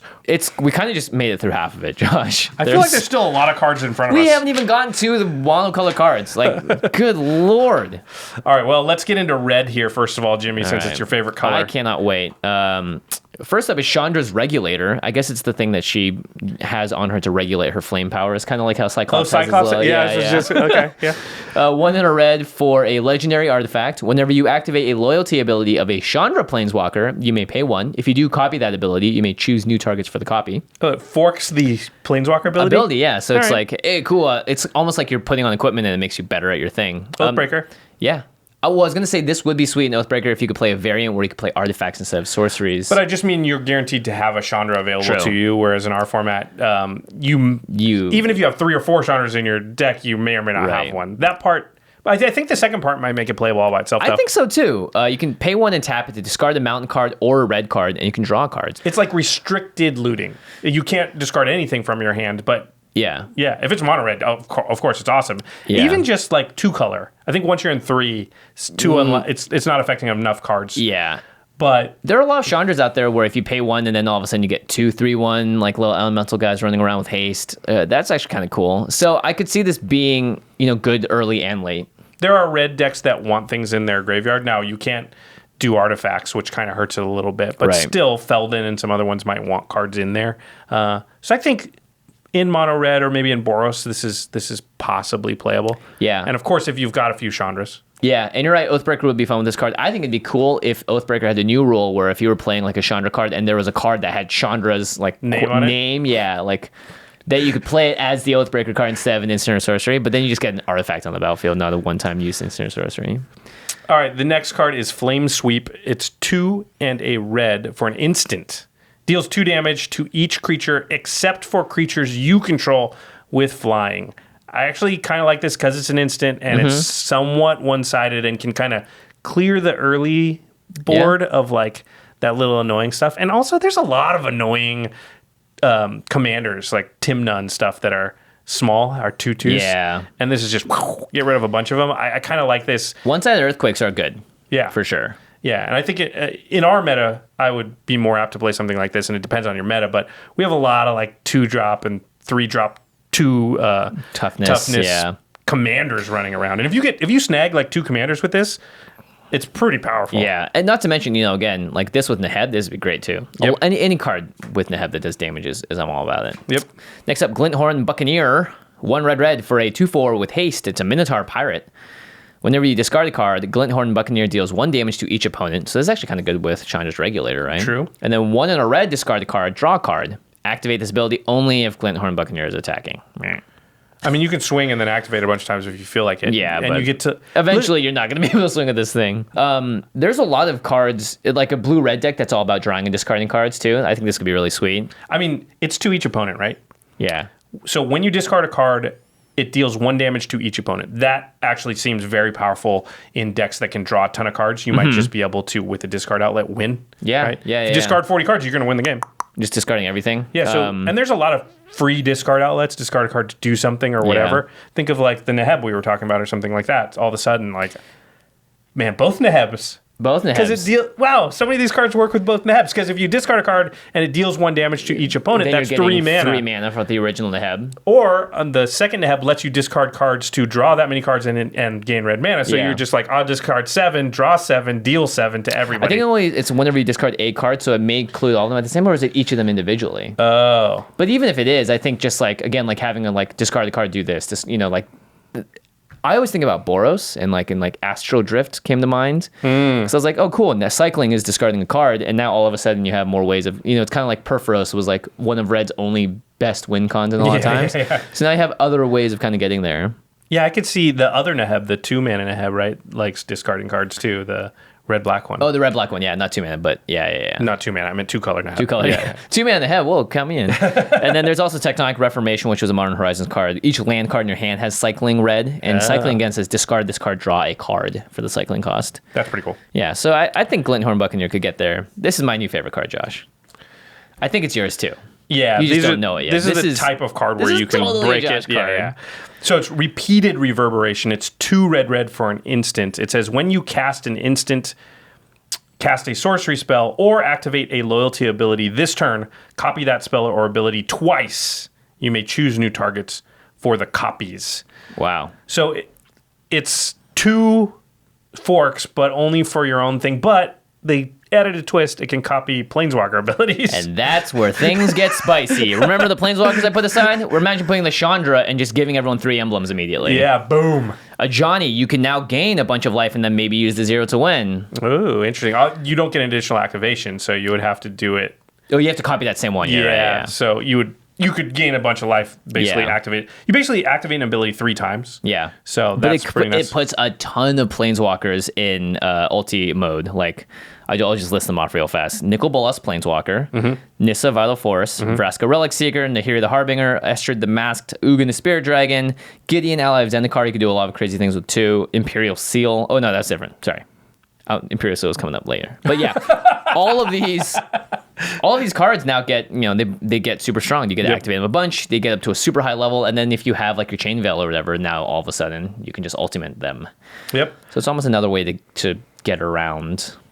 It also is a way for you to do crazy stuff with your own spells, your instants and sorceries, because like another fork with this is going to pretty easily go infinite with 1 more spell, because you cast a fork, it makes 2 more forks. Those forks copy your original fork, which copies the original fork. Does that make sense? Yeah. So you can start doing it's basically doing the Ral Storm Conduit thing, but this can kind of do it. It reminds me of Fury Storm, the new card from Commander product last year that's forks for every time you've cast your commander this game. Turn, which I think is the best one in that series and has proven to be very powerful, especially in partner decks, because sometimes you can fork something like 5 or 6 times. But this has it's got explosive It can potential. do that too. So I think the ability to do these are more flexible than you think, I guess is what I'm saying. Like, hey, works with your Planeswalker, works with some instants or sorceries. I mean, God forbid you can ever get like an extra turn spell and expropriate with this. Like, you just win.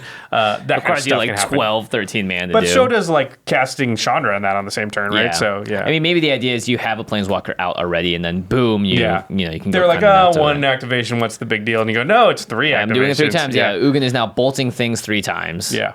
So it's interesting. I like the fact that it affects Planeswalkers. So yeah, that's pretty cool.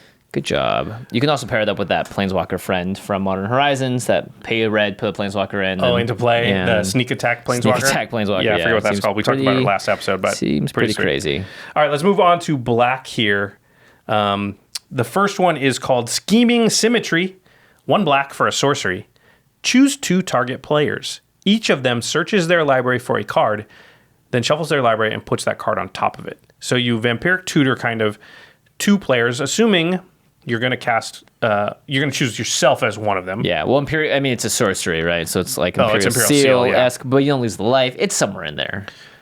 Now, I think on the surface, this seems kind of bad because I don't want you to tutor also when I tutor. Most of the time when I tutor, I don't want anybody else tutoring. I want it to be like, I'm tutoring, y'all are just sitting there. Also, if it's a sorcery, when you pass the turn, that person's going to draw the card before you. Yes, that's a good point. Yeah, because it puts it on top of your library. Yeah. But there are, I think, a lot more instances in games where it would be worth it. You would want another one of your opponents to find an answer to something your other opponent's doing. And if you're providing them with that answer, you go, listen, I have sort of an answer. Like, let's say Ashland's doing something crazy, and I turn to Jimmy and I go, I can't answer this. I can help you answer it. You have Toxic Delusion in your deck, right, Jimmy? Yeah, I do. Do you have anything to answer that? No, I don't. Do you have anything in your deck that can answer it? Well, yeah. What is it?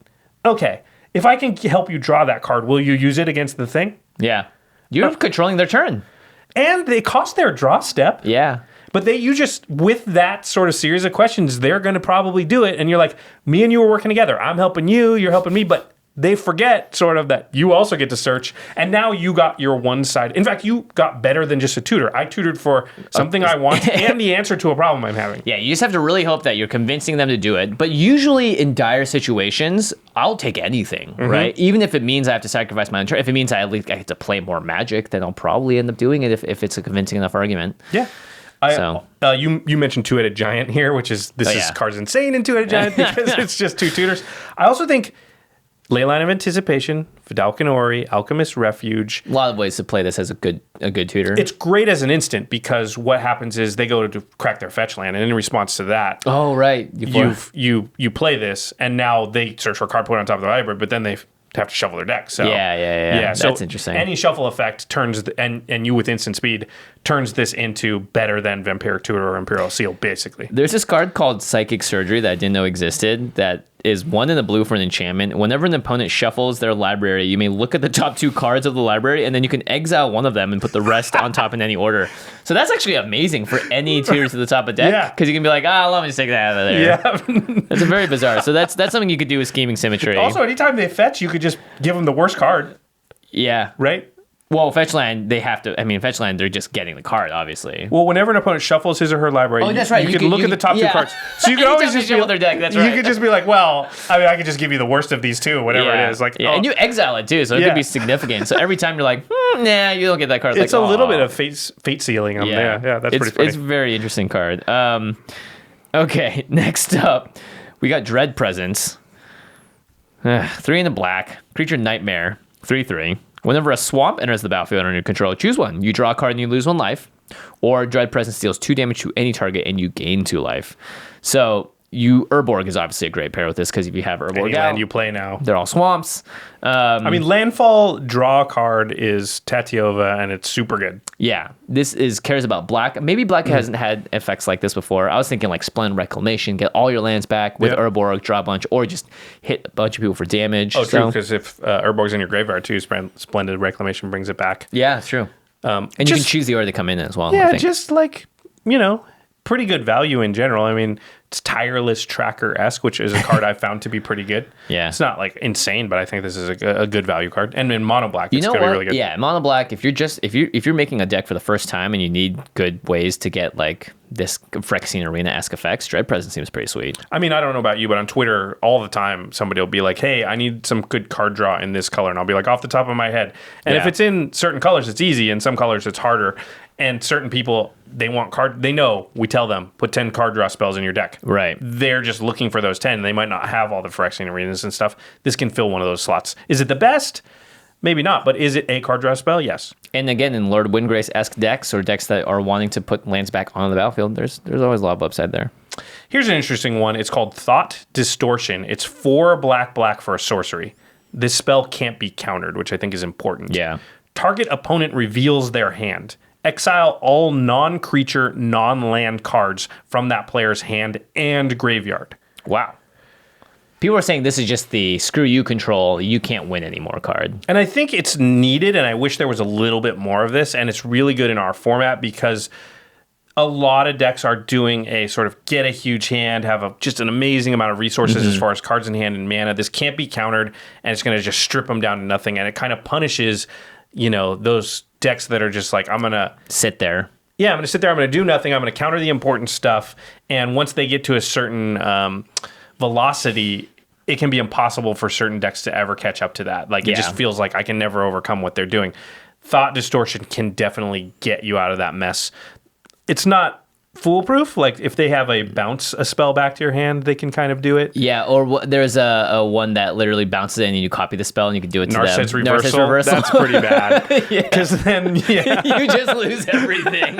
Yeah, so, but in general, I think this card is a good answer for decks people find frustrating, which are permission decks and decks with just a lot of answers. I can see this being played in standard as a sideboard card, just being like, I need to be able to get out of a lock, and sometimes this is it, because the whole can't be counter thing is actually pretty big. I'd say usually at a table, there's one deck that's not creature-based, that's more non-creature-based, and this will be a huge blow, often just knocking them out of the game if you resolve it. Because, hey, go down to all your creatures and lands, and that's it. In your graveyard and your hand, that can end somebody's game. The graveyard part is huge, right? Because there have been cards like this in the past. I only bring this up because the art is so bad. It's called Amnesia. Right. It's by Mark Poole, too, who's like really famous artist. 3 blue, and it's just, you look at the target player's hand and they discard all non-land cards in their hand. But look at that art. Yeah. That is just awful. That's a good card, but it doesn't have the can't be countered clause, so it makes it quite a bit worse. And it's harder to cast. Mostly the decks you want to cast that against are going to have blue, and you have to worry about counter spells. Yeah. All right. Thank you, Black, for some very interesting cards. All right, now we're on to whites. There's not very many. No. This first one is interesting, though. So it's Brought Back. I like Brought Back. Yeah. It's white for an instant. Choose up to 2 target permanent cards in your graveyard that were put there from the battlefield this turn, and you return them to the battlefield tapped. Oh, so you rebuy a board wipe card, you rebuy... Well, no, it has to be permanent. Right, so like if someone board wipes after a board wipe, after a board wipe, yeah. This can rebuy your 2 best things after a board wipe if you happen to have 2 permanents too. Cool. So yeah, and I think actually this is a sneaky way to give white some ramp, because what's rampant growth? Go find a basic land and put it into play tapped. Right. Well, if you have a fetch land of any kind, Evolving Wilds doesn't matter. You can crack it, go find the land, play Brought Back. The fetch land will come back into play because it was a permanent that was put in the graveyard from the battlefield this Revolt. Turn. It can be 2 fetch lands, though. Yeah. If on turn 2, think of how good a start this is if you're like in a mono white or a Boros deck. You go, red white fetch land, red green or white green fetch land. Don't crack them yet. Then on turn 2, on turn 2, sorry. You play on the first turn. You play a fetch land. You don't crack it. Second turn, you play a fetch land. Now you crack both. Get 2 things that tap for white. Play Brought Back, and now I've got 4 mana on play on turn 2. That's pretty good. So I think that, and even if you just get 1. I think it's worth it. And then later in the game, it can, like you said, they board wipe or do whatever, and I get my 2 best things back. Yeah. So I actually think that card's really good in the right deck and can do some tricky, rampy things. It's kind of like what Muldrotha does, right? But now white has the ability to do it. Like you crack a Commander Sphere to draw a card, and then boom, you get your Commander Sphere back. So you drew a card, and then you kept a ramp piece. It seems interesting. I think this is the card that you definitely want to play more often than not when you have it in your hand, because I could see people waiting. Like the heroic intervention. If you can get 1 land off of it, 1 additional land into play, worth it. That's rampant growth. Rampant growth is one of the better green cards. And I think what I like about this is R&D. I'm guessing they thought of this ramp thing when they designed it. If it's an accident, then that's not as good. But if they know, and I believe they do, they're all pretty smart. I think this is on purpose. They can start to push towards this, like, white has this ability. It's almost like impulsive draw. It's the graveyard recursion of impulsive draw. Right. I can recur stuff. Only stuff that died this turn, but it can be any permanent. Yeah. So now if white gets 3 or 4 more of these, all of a sudden white can do some really good ramping, and that might really push, white's power level in Commander even just overall. Some sacrifice counter shenanigans, right? Or sacrifice infinite shenanigans, like bring stuff back. Brought Back can now bring back your persist creature that maybe is gone forever. Or if your ramp spell also doubles as like cool graveyard recursion later in the game, it's really, really good. Yeah. And it's not hard to think like having Brought Back in your hand with a bunch of fetch lands in your deck already, as long as you get... You can put the the 4 regular fetches. You can put Evolving Wilds, Terramorphic Expanse. You can put the new one that gets any. Yeah, you can even do the one that taps 2 and blows up a land, and everyone fetches a land off of that. The slow fetches that come into play tapped. Yeah, Croson Verge. So you can get 9 or 10. And I think if there were 2 or 3 more effects similar to this, I mean, you already have like Sun Titan and some other stuff, so they're not even breaking the color pie. Yeah. You could really start to get to a point where like, oh, through some tricky stuff, White can kind of get its own land-based ramp, which would be powerful. Yeah, and brought back is also good with stacks effects, the ones that like require like at the beginning of upkeep. If it's here, you can like sacrifice it before it gets there. Rule of Law is a reprint in the set. Each player can't cast more than 1 spell this turn, so you could do stuff like that. If you're like, I'm going to sacrifice this and play 2 spells and then bring it back, at the end of the turn kind of thing. Yeah, Rule of Law is just a powerful card if your deck doesn't care about casting multiple spells. God, Rule of Law is it's annoying when people play it. Yeah. But it's a good card. All right. Moving on to green, the color of the forest. Have you ever heard the wolf cry to the blue corn moon? Or wait, there's some amount of color in that song, right? Yes. Can you paint with all the colors of the wind? Kakar! Elvish Reclaimer, a green for a 1/2 elf warrior. It gets +2/+2 as long as there are 3 or more land cards in your graveyard. Here we go, caring about lands and graveyards again. So that part's not as important. It becomes a 3/4. That's kind of cool for 1 mana. 2 mana, tap it, sacrifice a land, search your library for a land card, put it on the battlefield tapped, and shuffle your library. Shout out to Victor Adame Minguez as well, our friend Victor. Our buddy, one of our Patreons. This is cool. Now you have the Reliquary kind of a thing on an Elvish Reclaimer, but it's any land. It's any land. I mean, tutor for Cabal Coffers, Urbor, Gaia's Cradle. That is a very powerful effect. I mean, this almost could be like a Tron-esque thing, right? Yeah. Like it costs a green. They're already playing Ancient Stirrings in their decks. Yeah. I mean, I'll run Expedition Map in decks with black just so I can go find the other piece, right? Yeah, totally. Well, this can do a similar thing. You can get a Guy's Cradle for 2 mana. Yep. Super good, I think. Yeah. Okay. The next one is... Oh, I went backwards. The next one is Shared Summons. It is 3 green for an instant. I think if this wasn't an instant, we probably wouldn't talk about it, but it is. It says, search your library for up to 2 creature cards with different names, reveal them, put them into your hand, and then shuffle your library. So double tutor for creature only. Different names part doesn't matter to us because they always will. Yeah. That's cool. The fact that it's an instant is very powerful because you can hold up some other answer, and then if nothing scary happens, fire that off and get, Yeah. 2 awesome things, your combo piece if you feel like playing that way, but it doesn't have to be. It can just be Seedborn Muse and something else good. Seedborn and Deadeye, go. 5 mana, again, 2 cards out of 5 mana, good rate, instant speed. All right, next up is an instant as well. A lot of people are talking about this, especially CEDH players are talking about this. I think this card's really good. They're saying it's better than Autumn's Veil, which it is a shout out to. It's the Veil of Summer. For 1 green, it's an instant. Draw a card if an opponent has cast a blue or black spell this turn. Spells you control can't be countered this turn. You and permanents you control gain hexproof from blue and black until end of turn. So wow, a lot going on. A lot going on. First up, you could potentially draw a card if your opponent casts a blue or black spell. But more importantly, it's like, I cast my big game winner. Counter it. Veil of Summer. I draw a card. Now the spell you cast can't be countered by the card that they just play, which is probably a blue spell. And then you also get hexproof from blue and from black and permanent you control. So it sets up a win very solidly, I think. And I think a lot of people are excited because Autumn's Veil does a similar thing, but this has just the draw card part of it is crazy. I mean, even if it just says spells you control can't be countered this turn, sometimes that's the mode, right? Nobody's cast or playing a blue or black spell at the moment. That can also just be worth a card because... And draw out their only counterspell, right? Yeah, exactly. So, even if they're using like the weird white counterspell or whatever, like you can just protect something. Or you can even like you're going to cast something. Yeah. Just to make sure it's safe. Although you shouldn't do that, I guess, because it's always going to be on the stack. They're going to cast the counterspell. Yeah. This card protects you and yourself for 1 mana and cantrips a lot of the time. That's pretty cool. It's almost never going to be just dead. Yeah. Worst case scenario, you can almost always cycle it. It's going to be very rare you're in a 4-player commander game where nobody's playing one of these colors.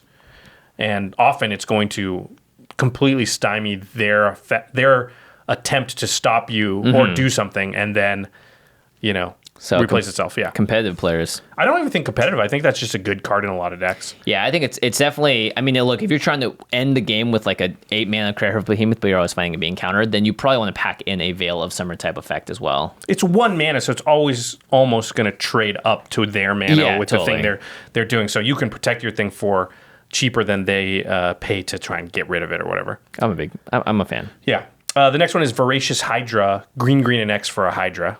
This is good with Hydra Lord from earlier. Hydra Lord from earlier, yeah.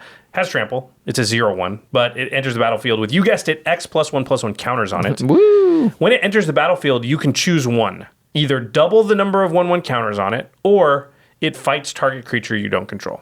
Okay. It's cool. It's big. It's splashy. Seem worth mentioning because of the Hydra Lord. Yeah. And, of course, Unbound Flourishing. Everyone's favorite. Okay, let's move on to blue. Has a few more cards in green and white. I had to read this next card 4 or 5 times because my brain kept looking for the downside. The downside? My brain, it was like, remember what was the Chupacabra? Yeah. Where I had, that card seemed like not real, like where something's wrong here, I'm missing a word. It's good enough that it's in Legacy Cube on Moto. Like, yeah, and this card's similar where I was like, oh wait, I'm missing a word. But I'm not. I think you're missing the word instant potentially, but regardless, it's still, yeah. Drawn from Dreams, 2 blue for a sorcery. Look at the top 7 cards of your library. Put 2 of them into your hand and the rest onto the bottom of your library in a random order. 4 mana, draw 2 out of the top 7. That is Dig Through Time. Dig Through Time costs 7 mana, right? 7? Yeah, you have to delve for it. Yeah, but often it costs 2, I know. But the fact that this just always costs 4, that's such a powerful effect for 4 mana. Yeah. Best 2 cards out of your top 7? Yeah, that's really, really good. Yeah. I could just see this as being one of the better, like, I just need some evergreen drawing spells in blue. I have a couple of X blue draw spells, and I think Drawn from Dreams is just another great option, especially for people that are just building new decks. Even good decks could play a card like this, especially if you can rebuy it, recast it, do whatever with it. Yeah, fork it or whatever. Snap it You're looking at later. 7 cards. That's so good when you're looking for an answer. Imagine if you could draw. You're like, hey, I'll let you draw a new hand right now, and you get a London Mulligan down to 2. Yeah, and you keep those in your hand. It's really good. Okay, the next one is Flood of Tears. Also very good. Hey, this is Mu Yanling. She's I'm with her telling you, tears. she's just crying. She's like, she flooded the whole place with her tears. Why is my effect better than my Planeswalker card? Why do I only have 2 loyalty? It's 4 blue for a sorcery. Return all non-land permanents to their owner's hand. If you return 4 or more non-token permanents you control this way, you put a permanent card from your hand onto the battlefield. So bounce everybody's stuff, including your own, but if 4 of your own things get bounced... What? And then you can put a 4 of your own non-tokens get bounced. Then you put a permanent card from your hand onto the battlefield. A permanent card. I don't know. Neldrazi. Seems pretty cool. Cheating. First of all, it board wipes, and then it cheats the mana cost of something. Omniscience. That's pretty good. It seems really good. Right? Omniscience, just play it all back out. Yeah. I mean, Show and Tell costs 3 mana and just lets you cheat something into play and your opponent. Yeah. This Show and Tell's just you and bounces everything. Yeah. The fact that it already does what like Coastal Breach-esque, like the whole like evacuation kind of effect, but it's all non-land permanents. This card's good. It's and really it's good. even better with Vidalcan Orrery. It's true, right? It's nuts. Now on your end step, untap attack with my It That Betrays. Yeah. What do you have left on your board? Oh, well, nothing. And now you can't play it because all your lands got sacrificed. And then I got them. Jeez. Oh, that's brutal. Okay, Masterful Replication next up.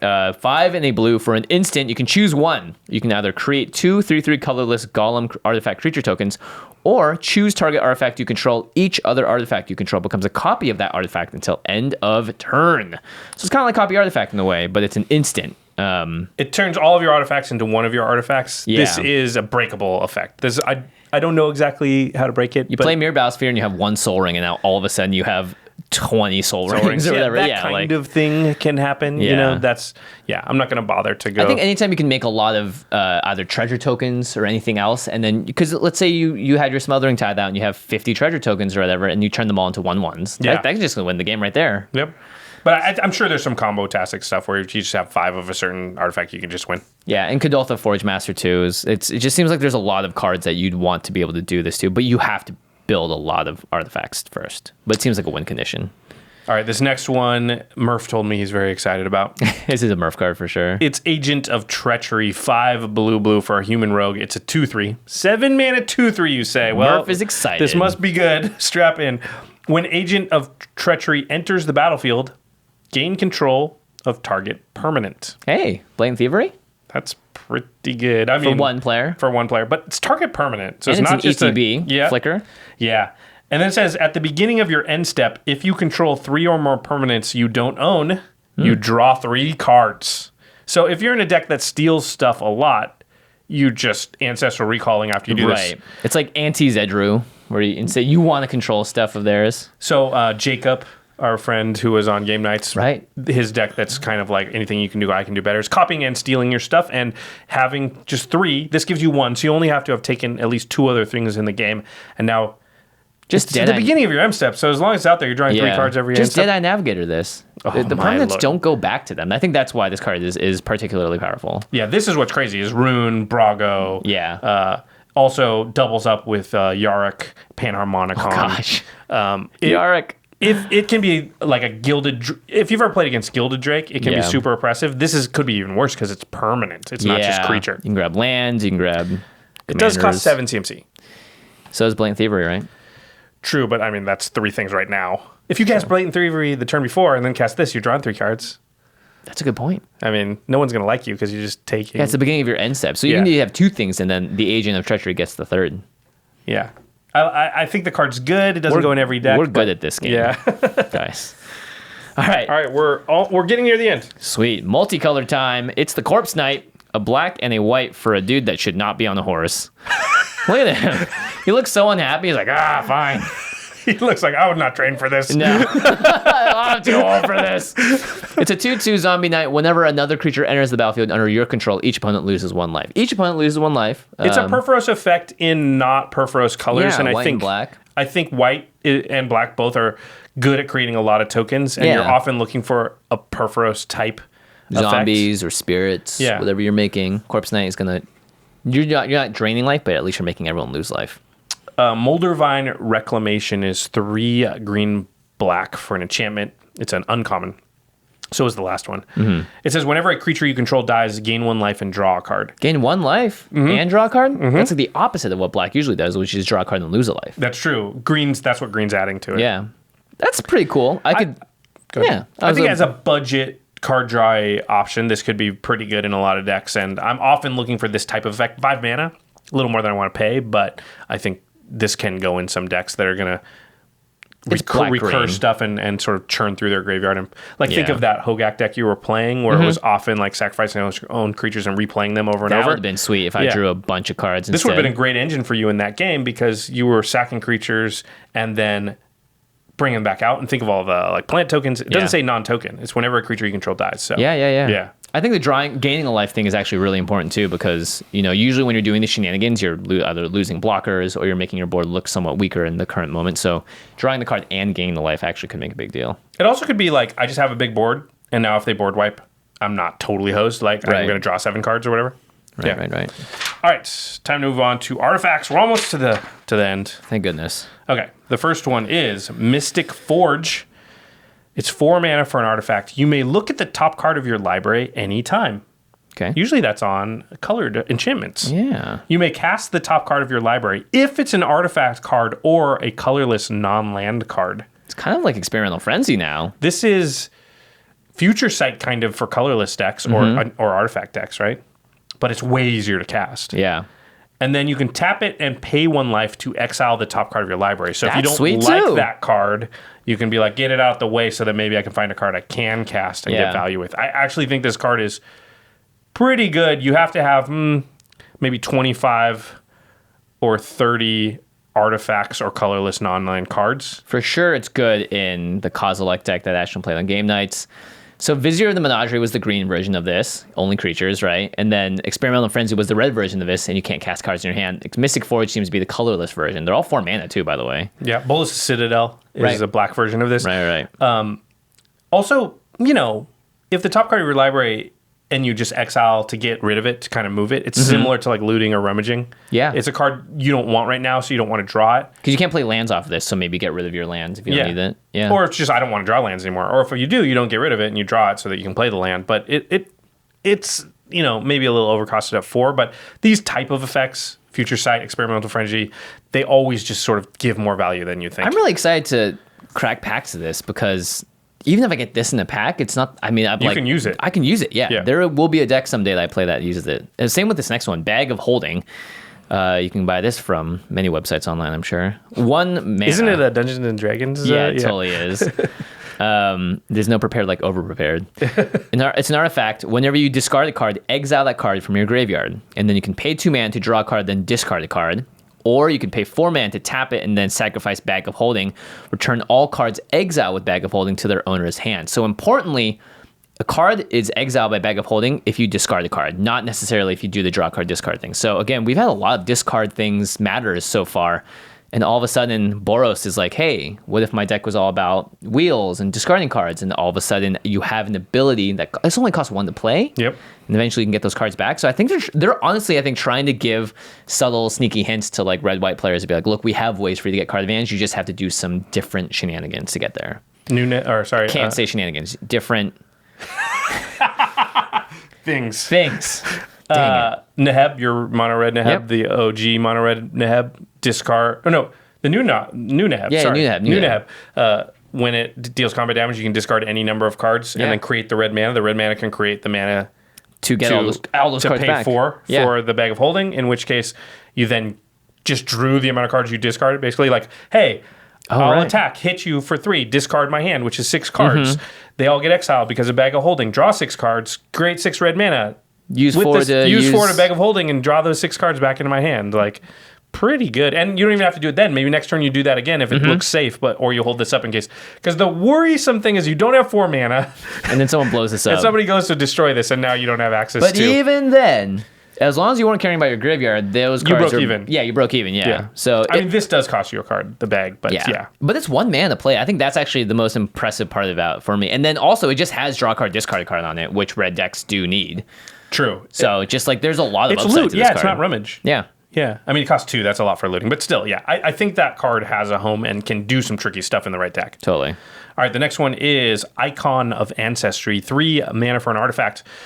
As Icon of Ancestry enters the battlefield, choose a creature type. Creatures you control of the chosen type get +1/+1. Okay. And then you can pay 3, tap it, and look at the top 3 cards of your library. You may reveal a creature card of the chosen type from among them, put it into your hand, and then the rest on the bottom in a random order. This is... You had Path of Ancestry, now we have Icon of Ancestry. It feels like with the changelings and stuff from Modern Horizons, we're moving back into a period where tribal is going to be... That was the same last year in September, right? Yeah. It was just like we were going full tribal, dinosaurs, all that good stuff. And then even the commander sets too. Yep. So a lot of Ancestry things happening. Last artifact. This one's pretty good. I think this is actually quite good. Manifold Key. It's kind of voltaic key. It's 1 mana for a artifact. You can pay 1, tap it, and untap another target artifact. Instead of, I think voltaic key says any artifact. Yeah. And you can also pay 3 and tap the Manifold Key, and target creature can't be blocked this turn, which could come up in the right deck. Some people play Rogue's Passage and things like that. And that costs 4 to activate, so. The pay 1 and tap it to untap another artifact is useful in a lot of situations and works with the Basalt Monoliths and the Mana Vaults and that kind of stuff. Just Gilded Lotus, right? Yeah. So. It ends up being very good if you have enough. Staff of Domination. Yep. Type effects. Isochron Scepter. All right, finally, moving on to the lands. Cryptic Caves. You can tap to add a colorless, or you can tap 1 to tap it and sacrifice it to draw a card. Or activate this ability only if you control 5 or more lands. So it's kind of like Horizon Canopy, but now colorless. Yeah, and I think, it's pretty good with like Crucible of Worlds and Raminap Excavator and stuff. Once you get to enough lands, you could start just drawing cards. Really good with Kit Rog and stuff, obviously. Yeah. Or just, again, mono red decks. I would, if you have a land slot open. Yeah, true, because you don't care about the colorless, maybe. Yeah. So, yeah. The next one is it's kind of, it's an homage to a pet card of mine, and I think this card's even better. It's Lotus Field. It's a land. It has hexproof, which I think the thing that makes it better. Yeah, that's actually kind of crazy. It enters the battlefield tapped. When Lotus Field enters the battlefield, sacrifice 2 lands. What? But you can tap it and add 3 mana of any one color. What? So Lotus Veil is an old card that was getting kind of expensive, but it is a land that when it comes into play, you have to sacrifice 2 untapped lands you control, and then it taps for 3 mana of any one color. Lotus Field doesn't care if it's untapped or not. Yeah, so and it has hexproof. Yes. You can't strip mine it. Yes. So it saves you the vulnerability that Lotus Veil has, which is like I sacrifice 2 lands to this thing and then somebody strip mines it and I just got 3 for 1. And it couldn't even tap the lands for mana beforehand, so I like had it off turn. So it costs me. Yeah. Well, it does tap. This enters tapped. Right. Whereas Lotus Veil enters untapped. Yeah. But still, this cost you your land drop is a come into play tapped land. But with cards like Fate Stitcher, Curious Follower, a lot of my favorite cards, you can untap it. You can untap it and gain tons and tons of mana. Also, it's a safe land to put some of my other favorite cards on, like Market Festivals and things like that. And one of the things I love to do in Magic, I haven't talked about it in a while, is sort of make a super land. You know, put a Market Festival on a bounce land, so all of a sudden you got one land that's tapping for 4, because it turns my Cures, Followers, Fate Stitchers, and things that are just untapping. Awesome. They tap for 4 mana too, but that's always dangerous because people can strip mine that land. Right. Here you go with a hexproof land. A land with hexproof just sounds sweet to me. Yeah, this is a Get Rog Monster dream. This is a must play in I think a lot of different decks, especially Land Matters ones. Yeah, and it's just good. And it's safe, right? Unless somebody's playing Armageddon, in which case it wouldn't matter anyway because all your lands are gone. And why are you playing with them? You're crazy. All right, Field of the Dead. This is actually a really interesting land. It's a rare land that enters tapped. You can add it for colorless, and whenever Field of the Dead or another land enters the battlefield under your control, if you control 7 or more lands with different names, Commander, create a 2/2 black zombie creature token. That's value. All you need is 7 or more lands with different names, and then its landfall make a 2/2. Yeah, on a land, and it's not gonna go away anytime soon. And it can be the 7th one, right? If you control 7 or more lands when this or So. Oh, also with like Yorick or something, right? You'd make 2 zombies. Every single time? Yeah, because it triggers off lands like we said. Yeah, that's pretty sweet. I just think like in 2 color and up decks, don't you just play, 2 color and less, you just automatically play this? Like make 2/2s when you play lands is just like I think you do just automatically play this, yeah. Yeah, and then all the lands matter decks probably play it too, just because landfall, fetch lands, making multiple zombies this just is the incidentally. Kind of card that is going to like I feel like almost see play in like Land Matters decks and like Legacy and stuff, just because it has an ability that we don't see this very often. Which is in other formats, it's less likely you're going to have 7 lands of different names. Oh, that's a good point. Yeah. In our format, that's not that hard, right? Because you got a mountain, plains. Now you got the life land, the bounce land. You got the plateau. You got the shock land. You got the It's pretty easy for us to do that. Yeah, I think this is going to be like just incidental good value in a lot of decks. I'm a fan. Yeah. All right. Finally. We're to the end. Oh, no. We want to mention one thing. Yes. There is the cycle of scry lands. It's the enemy colored scry lands. So there's Temple of Mystery, Epiphany, Silence, Triumph, and Malady. And these originally came from the Theros sets. Yep. Basically, they come in and they will tap for 2 colors, but they come in tapped and you get a scry when they come in. So that's like, 25 to 50% of a card. Drawn. I don't know about you, but I don't normally include scry lands in most of my decks. I don't either. I don't find the scry to be worth the coming into play tapped. But if I have some shenanigans where I can bounce lands or things like that, I'll probably play these over a life land for the most part. Yeah, it's close, but yeah. Life lands up till now, because life lands are commons. Yeah. I just have a lot more of them. Yeah, totally. And these are rare, so you just have less of them. But in general, Okay. But it means the price is going to go down even more. So, we'll tell you about that in a second. So go to cardkingdom.com/commands. Oh, we're not to that part yet. Yeah. Best new legend? Okay, so at the end of these shows, we always pick out a best new legend and a best overall card. Best means different things to different people. Does it mean most powerful? Does it mean just coolest? Right. We'll let you decide that. But in our heads right now, we are each among us going to determine what we think the best new legend is, and then we'll announce it, and you all can play along at home. 1, 2, 3. Golos. Yeah, I think it's the most powerful. Yeah, it's going to be a 5-color commander, which they've been doing a lot of recently.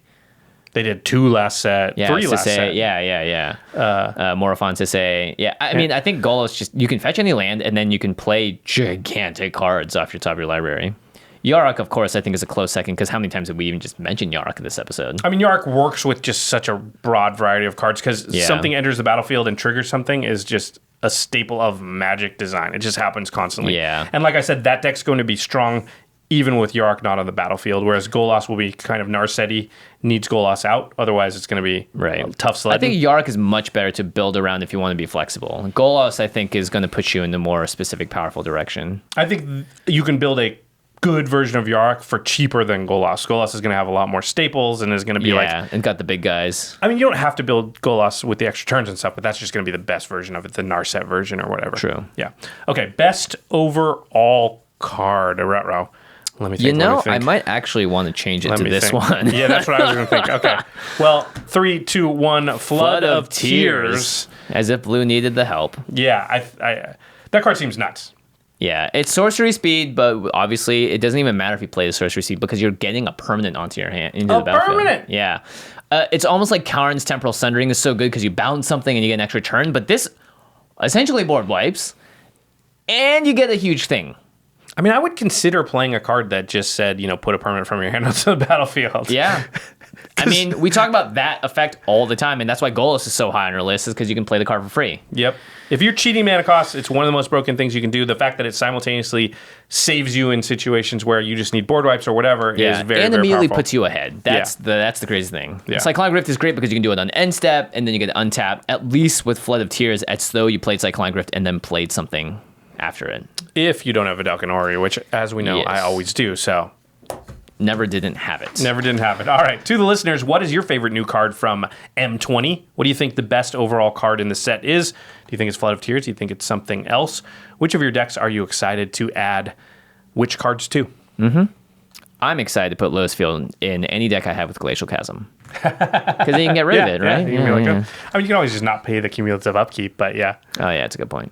Yeah, I'm excited for Lotus Field in general because I just love being... This one land taps for 8 mana. That might be a best overall card, too, just because it's a land, right? It goes on almost any deck. And it has hexproof? Wow, you need to buy this card immediately by going to cardkingdom.com/commandzone. That's our affiliate link. All you have to do is type it into your browser with 2 fingers like this, hit enter, and then you're on the regular site. You don't need to do anything else, but the website knows and registers that you are there because of us. And then anything you buy, it directly supports the show. Yep, Modern Horizons, M20, you can... get all that stuff. You can all get these product cool as well. They got tons of stuff on the website that aren't even Magic cards. That if you want to buy a board game or something, go for it. Or if you wanted to buy, let's say, Ultra Pro sleeves, deck boxes, play mats, heavy metal dice, wall scrolls. Those are hard to find. I don't know if Card Kingdom has them, but you can find them out in the world. They're kind of like the mythic rares of Ultra Pro, right? Yeah. A lot of people are like, where did you get that History of Benalia scroll? And I was like, well, from Ultra Pro. They were for sale at a certain point, but people wanted them. Yeah. So I don't know. Some of it's hard to find, but relic tokens. Ultra Pro has a ton of cool stuff to spice up your battlefield and your game room. Shoot, we use the playmats as like really big mouse pads. Yeah, but my computer, home, here, everywhere has Ultra Pro plants. Yeah, they're the best mouse pads because you don't fall off the mouse pad. And you get to see a cool Magic card every time you use your computer. Yeah, so by supporting Ultra Pro, you support all of our content, and we really appreciate everybody that does that.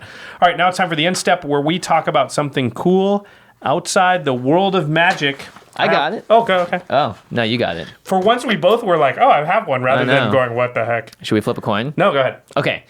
So recently, Dota had an add-on called Dota Auto Chess that someone made, and as soon as it came out, a lot of the old Dota fans started playing it. Basically, you would draft like Dota characters and you put them on the chessboard. I think we may have talked about it before. We talked about it with the Moz. Yeah, and every single person now is like, every company's like, we need to do better. So Dota itself made their own version called Dota Underlords, which is a spiced up, better looking version of that. And then League of Legends, literally just today that we're recording this podcast, released their own version called Teamfight Tactics, which is using League champions. It is #1 on Twitch. Yeah. By like 50,000 viewers. It's got 200,000 people watching this game right now. It's got a lot of aspects of like drafting. Yeah, that's and like Magic like drafting in it. Yeah.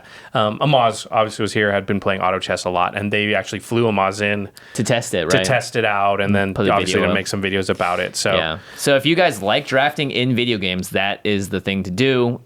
If you like League, then it's even better because now you have familiarity with all the champs. When I played the Dota one, I was like, I have no idea who any of these characters are. But now I like Zed. I know who that is. Yeah, exactly. So, what was I going to say? It's funny to me, the irony here is that Dota and League started as mods for Warcraft 3, and now Auto Chess is starting as a mod to Dota from a mod of exactly. And it's a totally different game. Like MOBAs were created because of a mod from a real-time strategy game. And now what would you call Auto Chess? It's not a MOBA. I don't know. It's a draft simulator whatever they call chess. it, that's going to be another game that grew out of another game as a mod from a game, which I think is like a fascinating like evolution cycle thing that's happening in front of our eyes, which is pretty cool. Someone said this funny thing, which is like, oh yeah, all League has to do to succeed is just copy what Dota does. Yeah. Which is, I mean, League started as pretty much a Dota spin-off, so.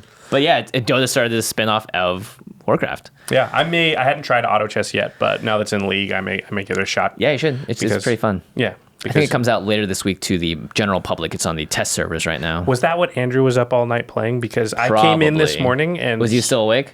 No, he was down on his desk asleep. It was like 9 o'clock. I was looking for something on your desk, the deck that I was looking for. So I opened the door and he's literally just like...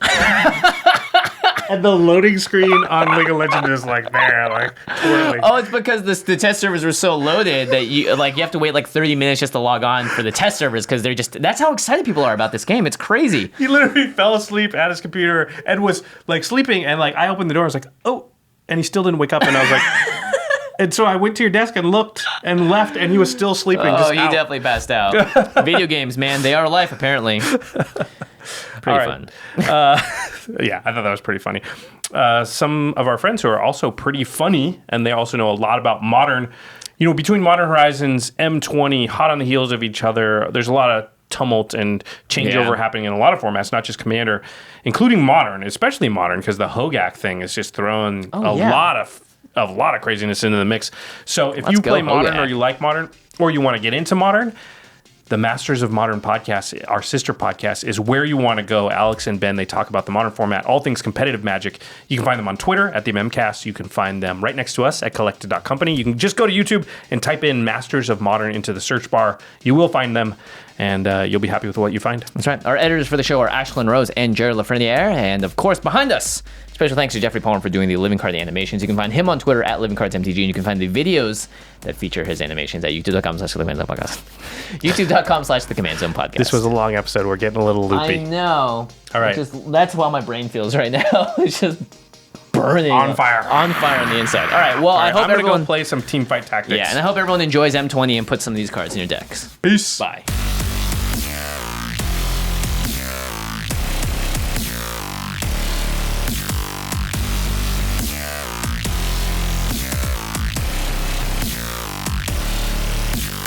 Thank you for your attention.